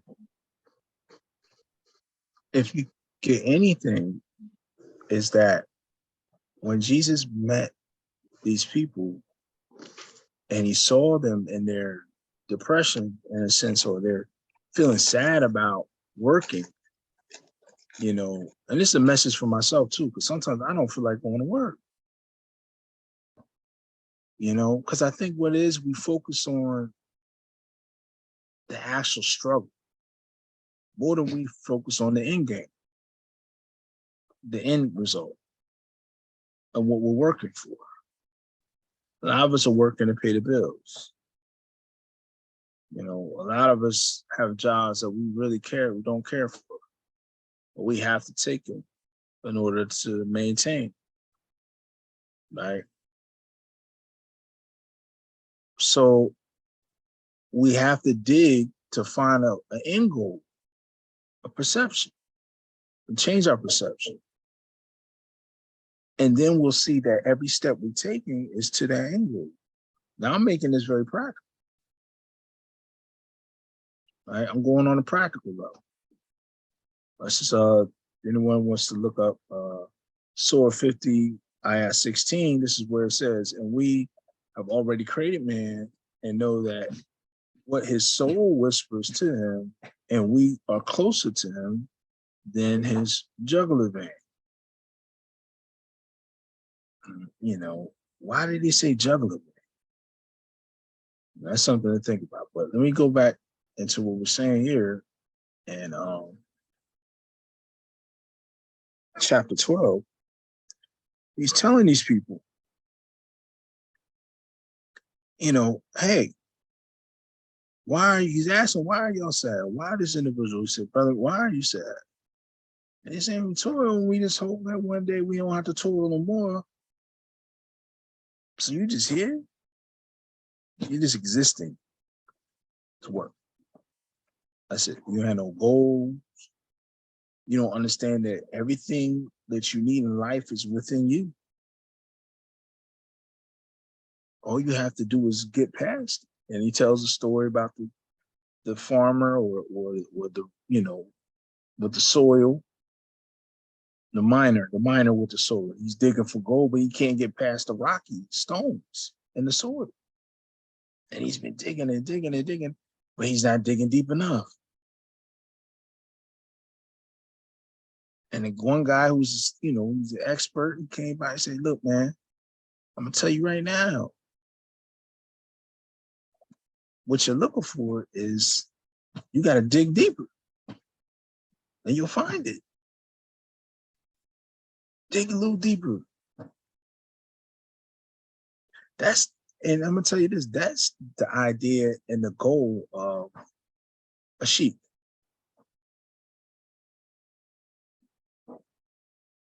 That's the goal of basically anybody who has knowledge. Your idea or your goal is to help people dig deeper, to encourage them to go deeper, to find themselves. And that's the message of any messenger. Noble Ali, Prophet Noble Ali, even Marcus Josiah Garvey,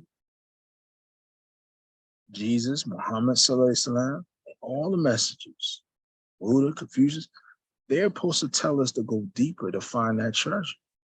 To remind man that the heaven is within ourselves. That you create the heaven. It's in you. The reason why, and I was thinking about this today, the reason why the Moorish Scientific America and this Moorish Divine National Movement is not where it's supposed to be is because of the members, the people in it. The people in it. That's the only reason. It's because we're not digging deep enough into ourselves. Either we have the wrong perception of the movement, or we're distracted. And that distraction can be in many different ways, whether it be personal reasons, resentment,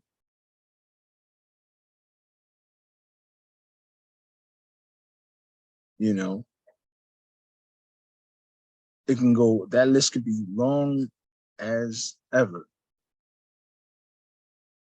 But these are the reasons why this movement is where it's not supposed to be. This is the reason why some people are going to go to Taj. They're going to go to RVBA publications.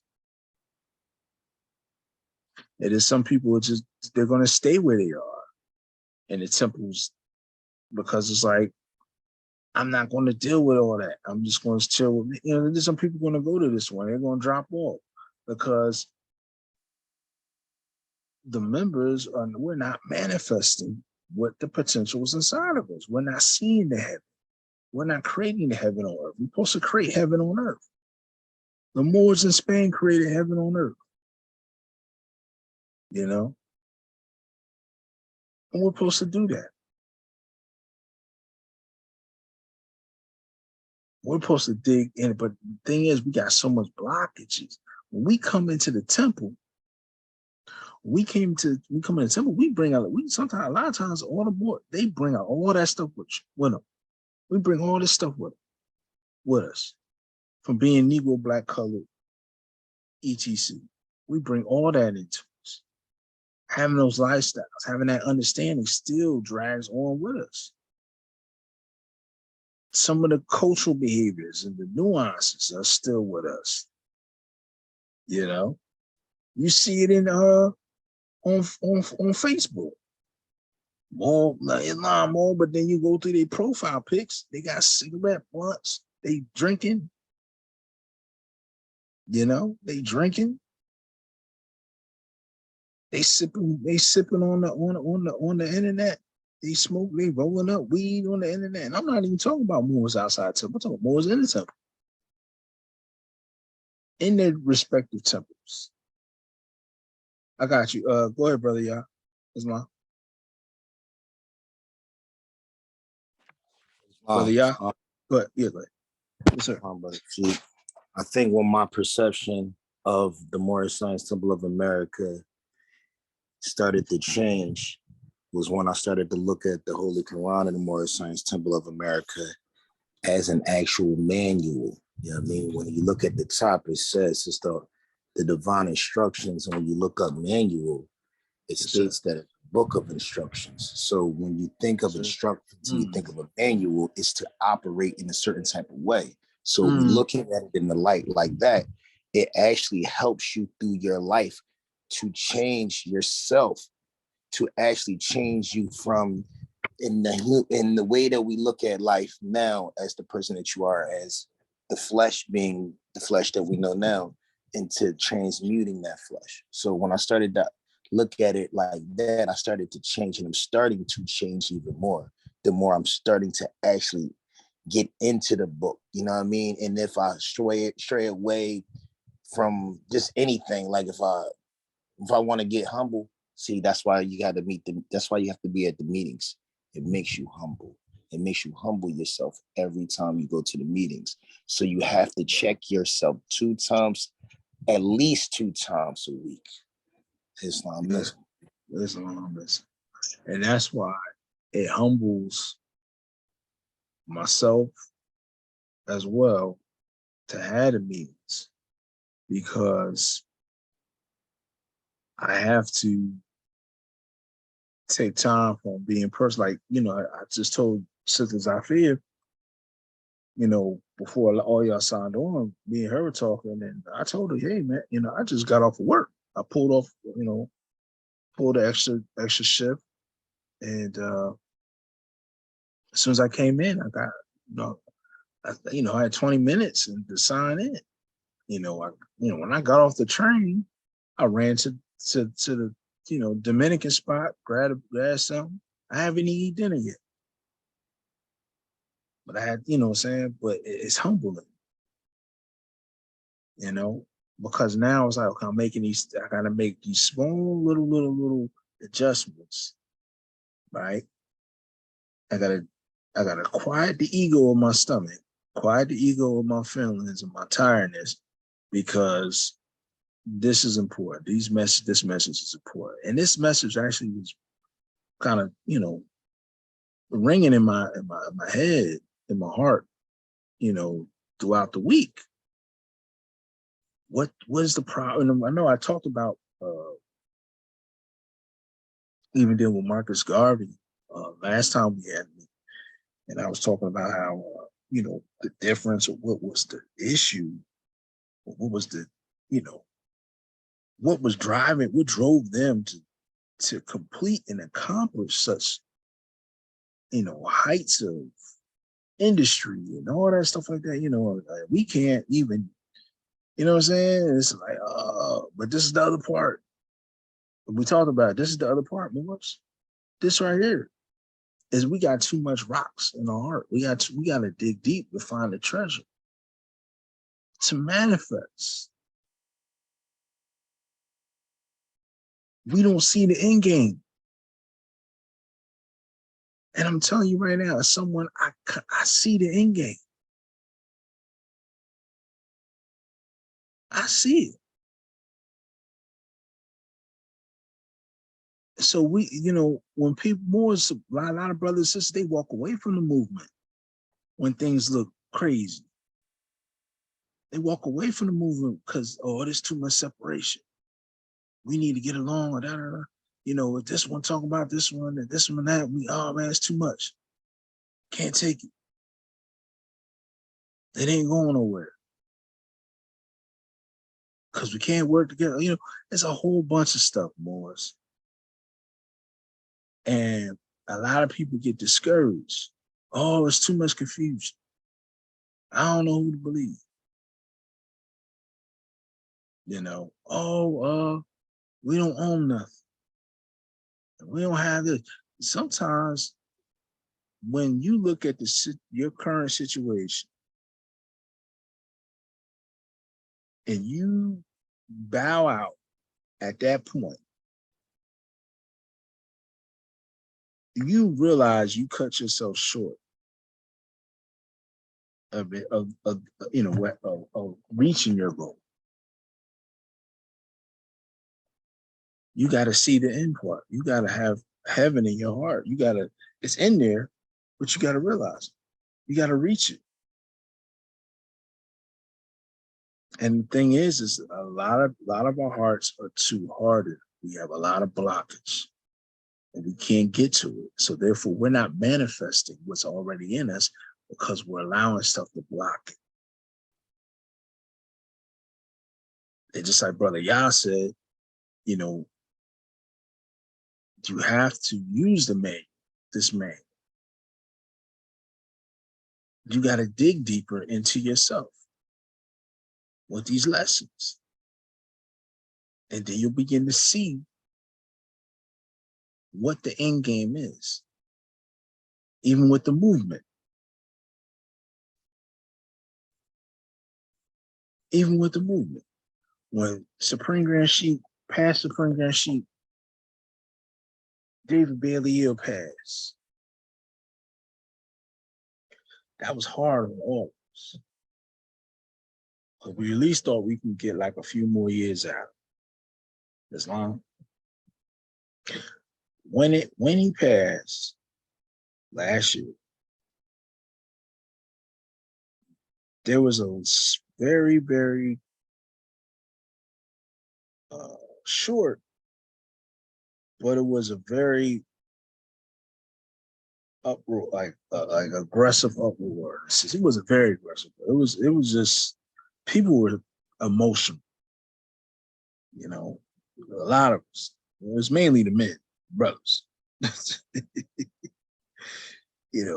And some things were said. I'm not gonna go into detail, but things were said, emotions were shared. Alhamdulillah for Brother Supreme Grand Governor Noordin, Governor Golden Bay. I could say both of them, they stepped in to calm everybody down in the chat. But it helped us refocus.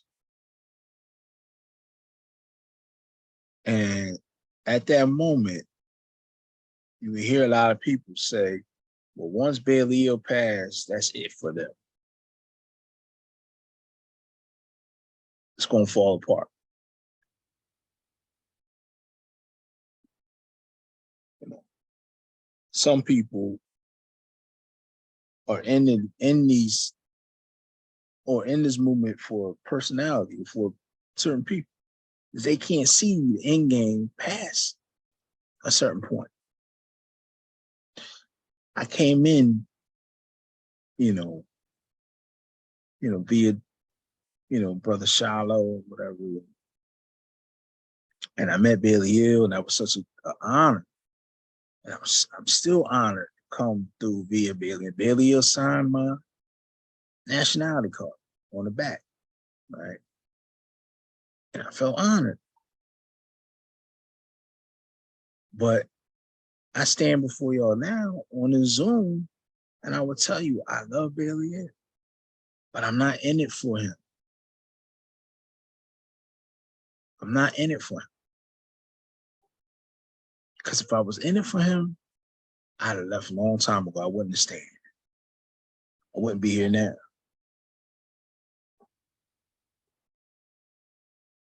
I'm not in it for Keith Dangerous Hill.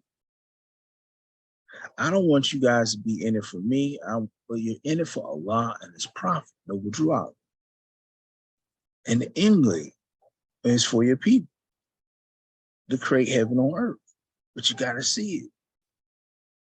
So each conflict that arises, Islam, each conflict will not be an overburden for us. When we see things and we hear things,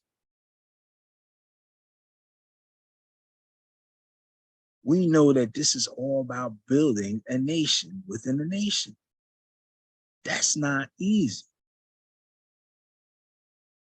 That's not a walk in the park task. You don't do that overnight. You don't do that just chilling. You don't do that.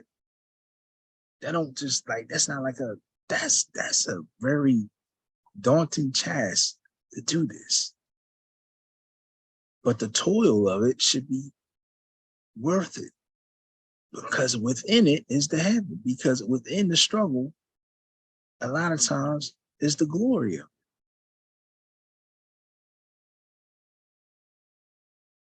The ups and downs. More's got to be willing to go through this, you know what I'm saying, and know that within it is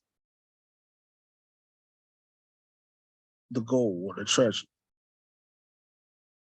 Because in the toil is pulling you closer to the end.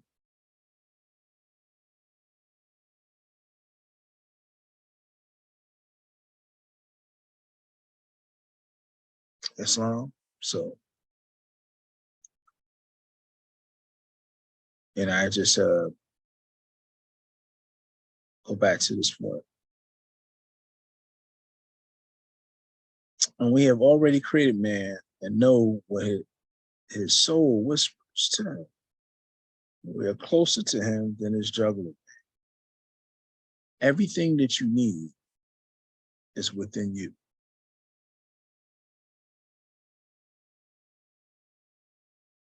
Everything. How you see your reality is how depends on how close in connection you are to yourself, in yourself. The end goal of heaven, the end goal of manifesting even the Moorish Divine National Movement, even manifesting the Moorish Divine National Movement depends on how you are in yourself, how connected you are to yourself. Islam. So if you're not making that connection, then you end up you end up, man, toiling for no reason. You end up becoming distracted.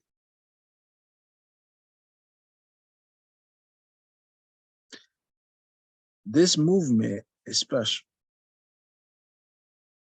because it's not going to come easy, and it's going to test you from the gate. Everything is divinely shown.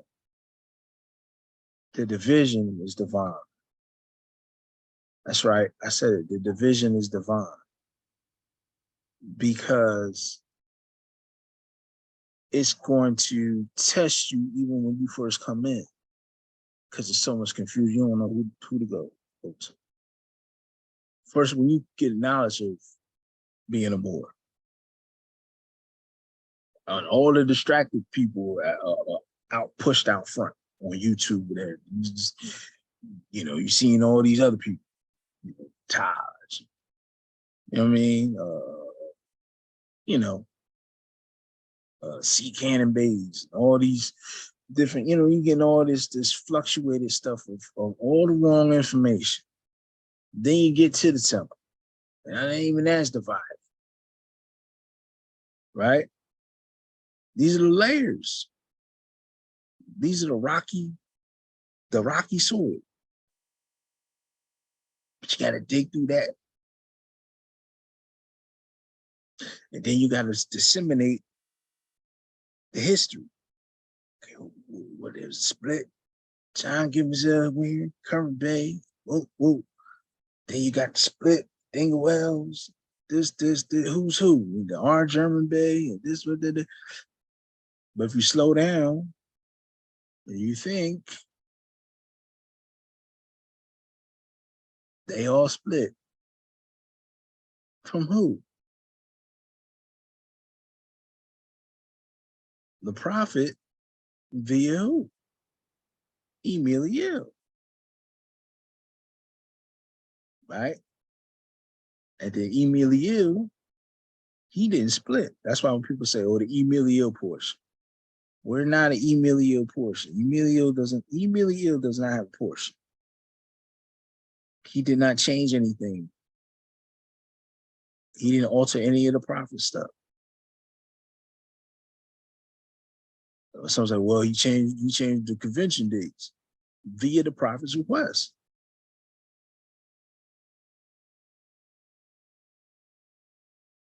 Because if Emilio, well, because the question is like, okay, why did he change the convention date? He would have changed it back if he was trying to, sympathize with the people that were going against the prophet and trying to bring it back into the fold. He would have changed it back because he demoted them. He took away their credentials. So after that, he would have, been more suitable. Okay, we're gonna go back to October. In September this year, right now, there are several conjunctions. Hold on. Where's my phone? It's like everything. It's like so many conjunctions in the going on in the cosmos. I don't think y'all know how serious it is. Coming up in this month alone. This month alone. So how many conjunctions there are? It's ridiculous. I don't even got my phone, but I can hear it. There's so many conjunctions going on. It's serious. But that's how September is. And the astro and may Allah continue to guide her on the soul plane, Sister Tamika Gray. She had mentioned that one time when she was in the flesh, and she said,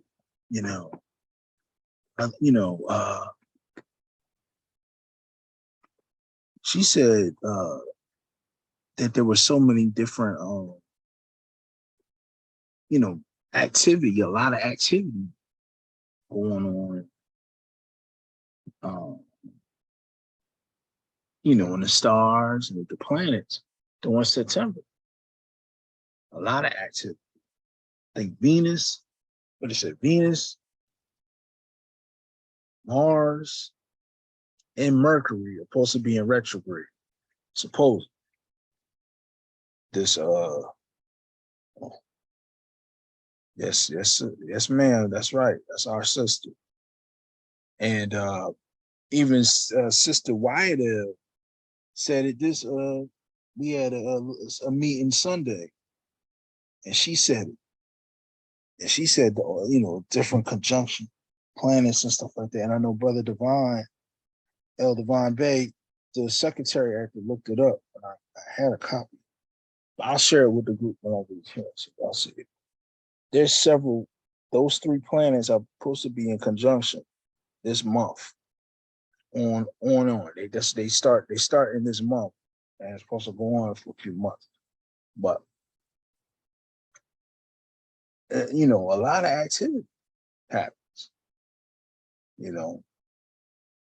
So because it's not written out, we don't have visible instructions written out by the prophet at this point, at this time, on hand. Doesn't mean that wasn't intentions to change. So what we're saying mainly is that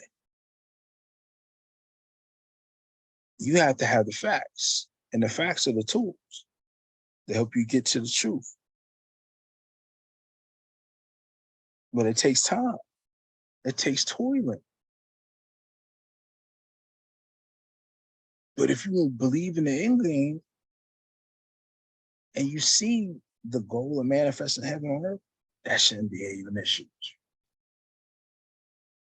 So you got, what's the plan of action? Man has to correct your thought. Your thoughts are wrong. If your thoughts are wrong, it starts with your thoughts. Change your thoughts.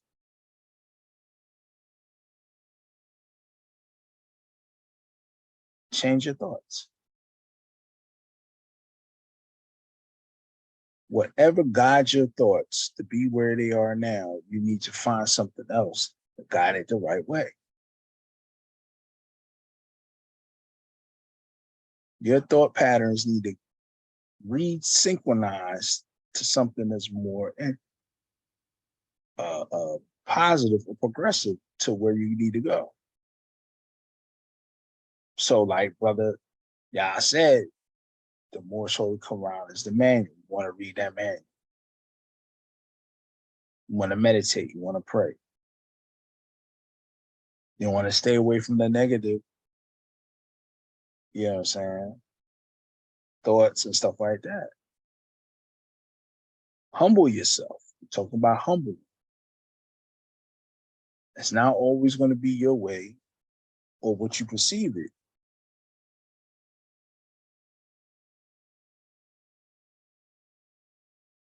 Because how you perceive things is not always correct.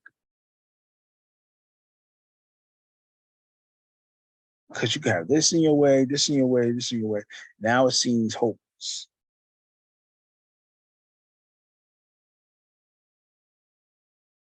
But that's only your perception. You don't see the light. You don't see the possibility of what's going on in this.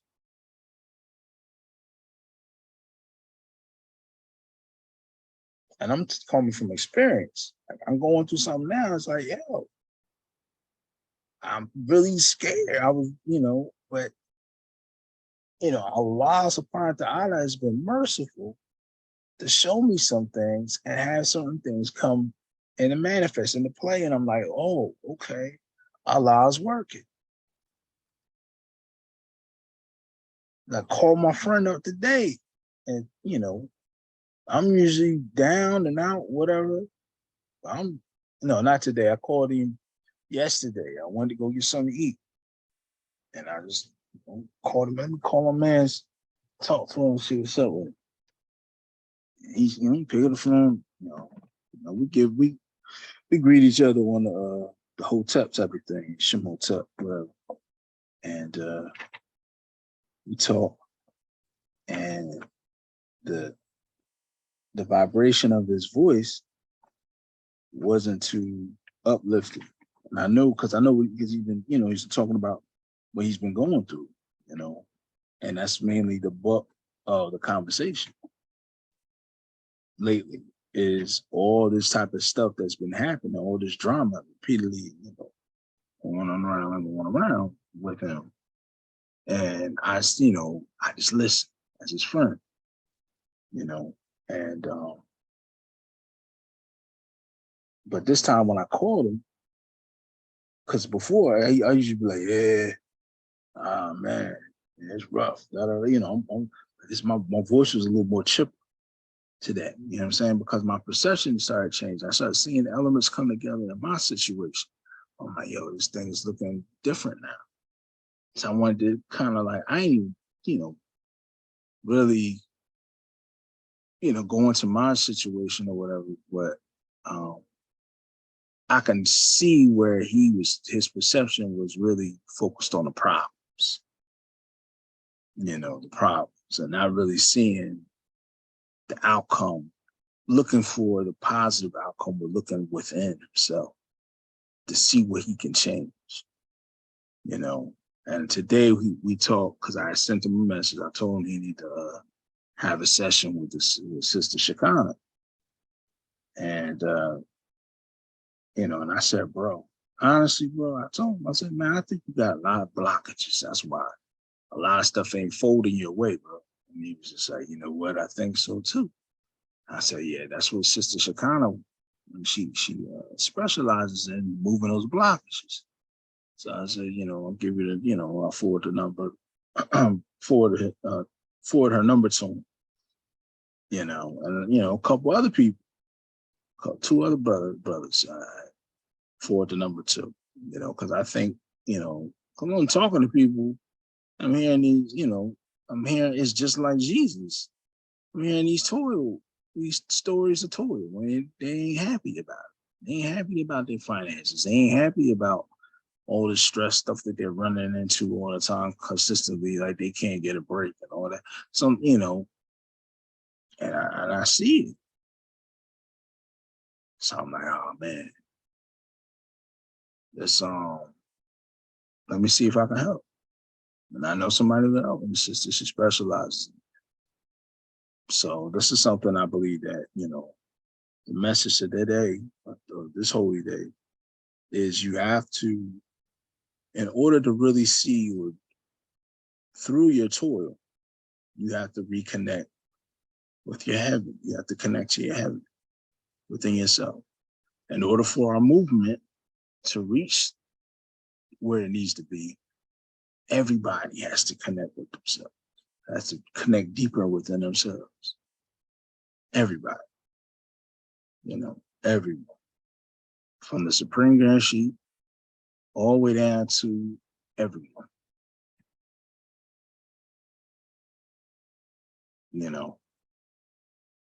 So I think we reached the end, 10:30.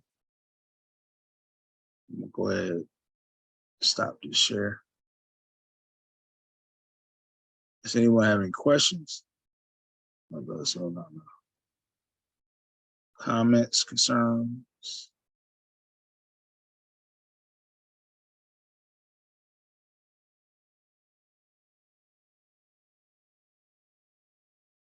Islam, It's on, Sister. thank you for your portion. It's very Huh? interesting. You kind of low. Oh, I praise Allah for your portion tonight. Thank you. And so is there in the curriculum for chapter 12, my main question I gotten from someone who's more Meccan Quran oriented is how do we align the definition for heaven spoken of in chapter 12 with the one pointed to so adamantly in the Quran? Is that curriculum? The what? Is there a way to align how the prophet defines heaven in chapter 12 with the Quran's definition in Mecca? Have you all already kind of put that in the curriculum, please? No, we haven't yet. How to align, heaven in the Quran with what's mentioned.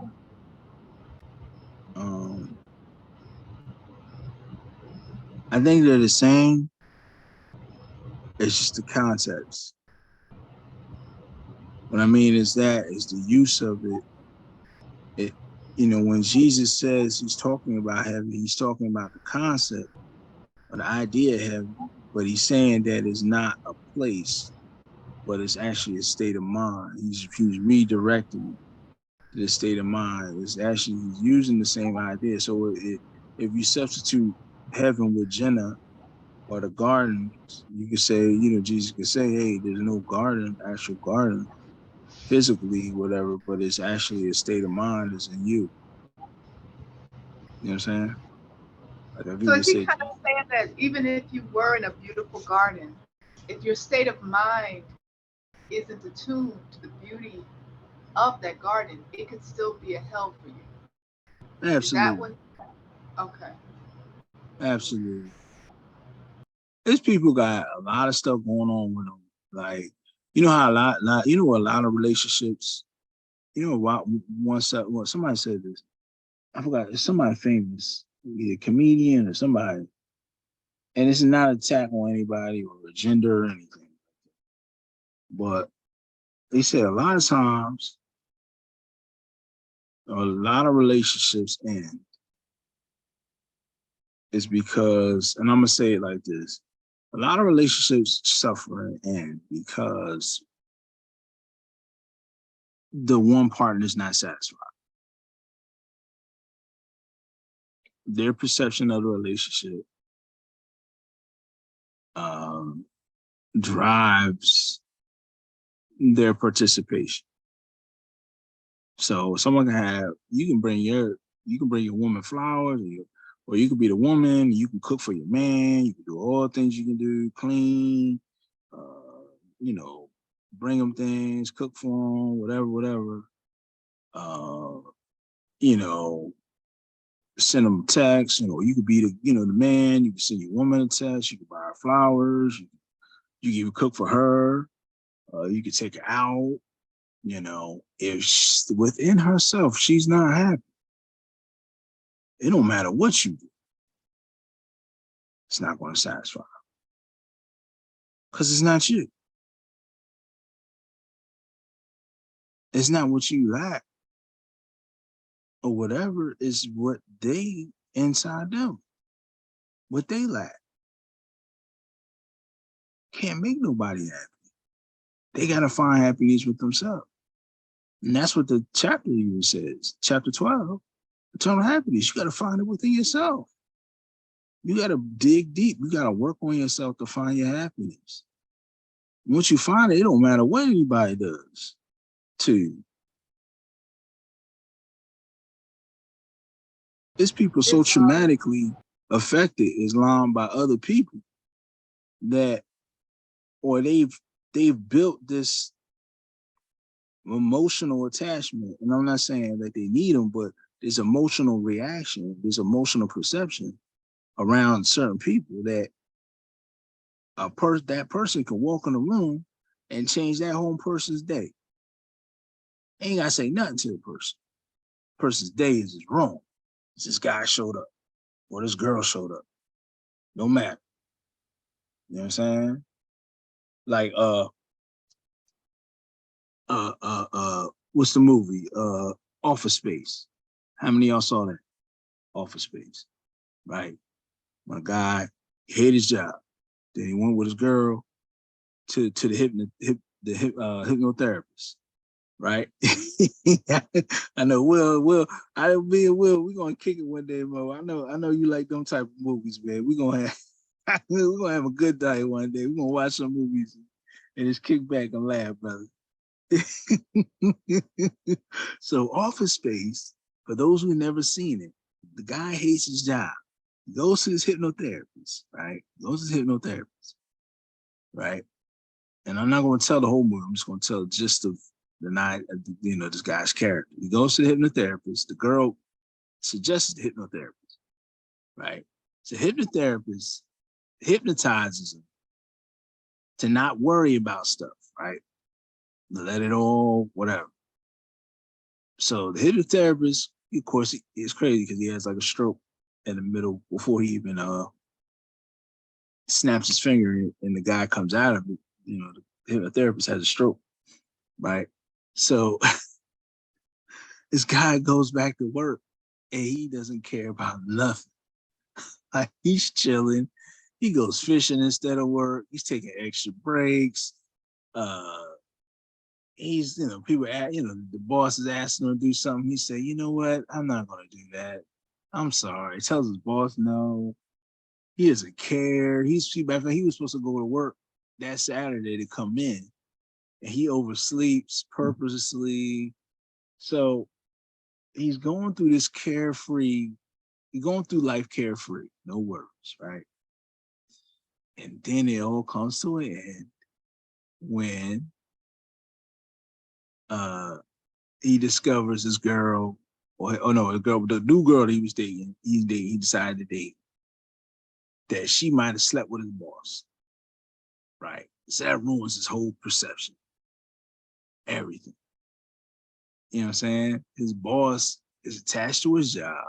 Everything that he feels about his boss, you know what I'm saying?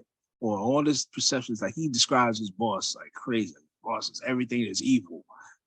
His boss is not even an evil person. He's just his character, you know what I'm saying? And that's how some people are. Like one person can change their whole life. You know what I'm saying? Can change your whole perception of your reality, and it shouldn't at all. When you're at peace is when you can stand in front of your own enemy, the person you hate the most, and you're at peace. If you can't do that, then you're not working on yourself.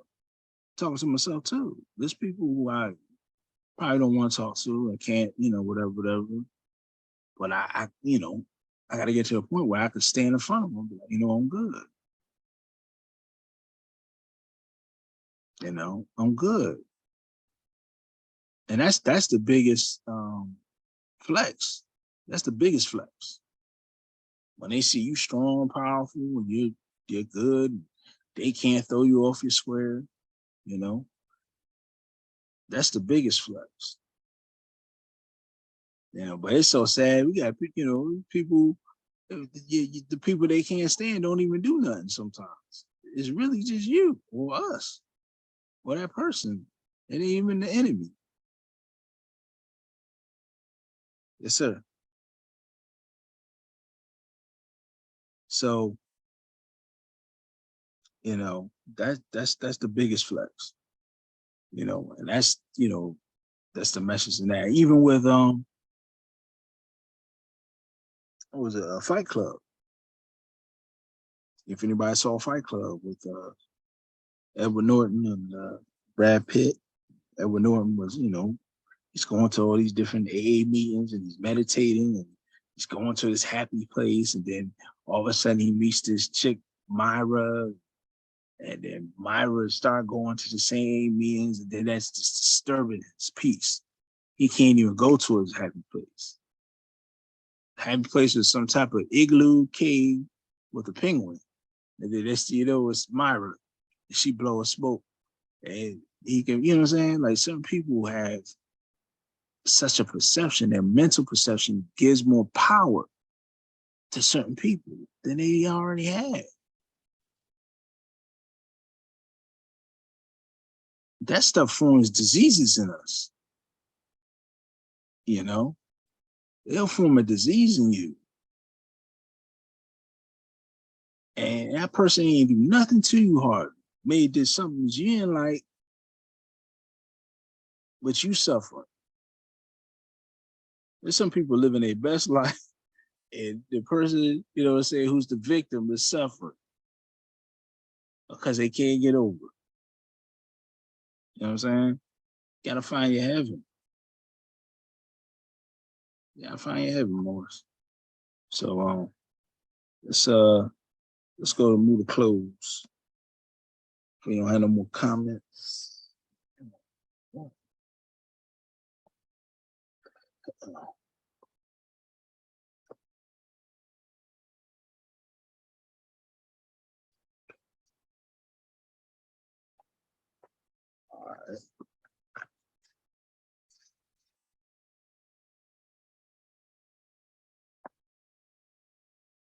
To the members of the Moorish Science Simple America, to be read at every meeting. Islam. This is the instructions from your prophet, Noble Drew Ali. Be faithful unto your forefathers' divine and national creed, that you will be blessed for your good deeds that you sow in the flesh. Allah is the one that judges the world, and his judgment is now on, but the weak can comprehend it not. The end of time is drawing near, so says Allah to his divine prophet, I, Noble Drew Ali. That is why many hearts have been turned to stone, and many have eyes to see but cannot see, ears to hear but cannot hear, lest they would be confounded of their sins. These are trying hours now, dear Moors, and every evil spirit is moving, and they are trying every weak mind to overthrow or drag out the true foundation that has been laid, and to cause confusion in the minds of the ones that do believe. But if you have the true love of Allah and the spirit of your forefathers, you will fear not what you hear or see, but will sacrifice the utmost of your very life to protect your movement and your profit. Watch your enemies, dear Moors. Your enemies are the ones that speak against your prophet and ridicule him to the very lowest, and the ones that speak against your divine and national principles are your temples. Act accordingly, and Allah will bless you for your good work. Peace. Your divine prophet, Noble Drew Ali. The prophet warns all Muslims to be read in every meeting. I hereby inform all members that you must end all radical speeches while at work, in their homes, or in the streets. We are for peace and not for destruction. Not destruction, sorry. Stop. Oops.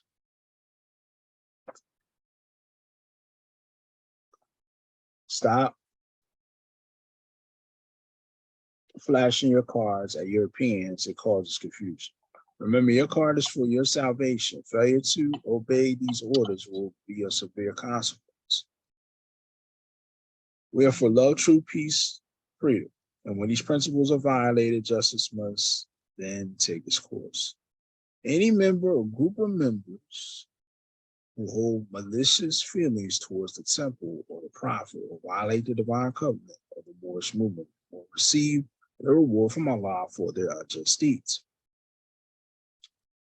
All true Moors must obey the law laid down to them by their prophet, and if they lose confidence in their prophet, give up your card and button, cease wearing your turban or fez, and return to the state where I, the prophet, found you. For this is a holy divine movement founded by the prophet Noble Drew Ali. And if the prophet is not right, temple is not right. Prophet is sending out a divine plea to all true Moorish Americans that they may do their part in protecting their prophet and the temple. This is an everlasting movement founded by the prophet through the will of Allah to redeem his people from their sinful ways. Peace, Noble Drew Ali.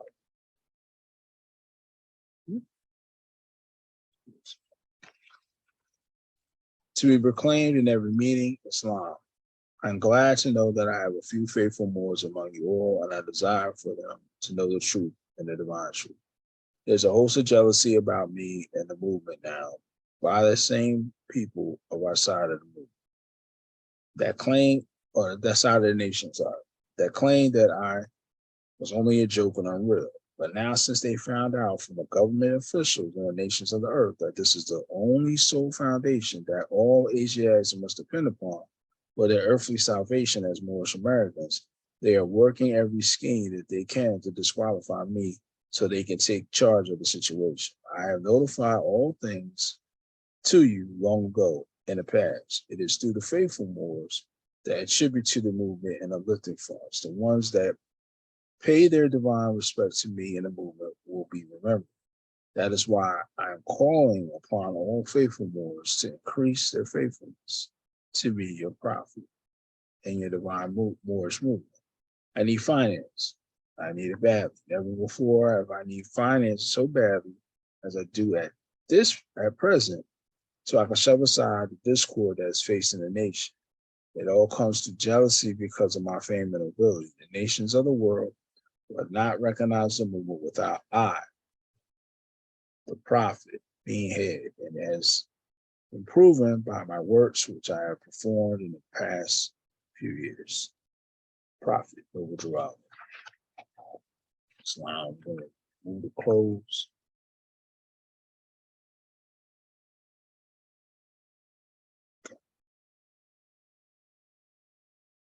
Two fingers on the right, 5 on the left. And do not repeat after me. Allah, bind our hearts and minds back to our ancient forefathers, divine creed and principle. This we ask in the holy name and the seven holy name. Amen. Islam, Islam. Moors, go ahead and let you go.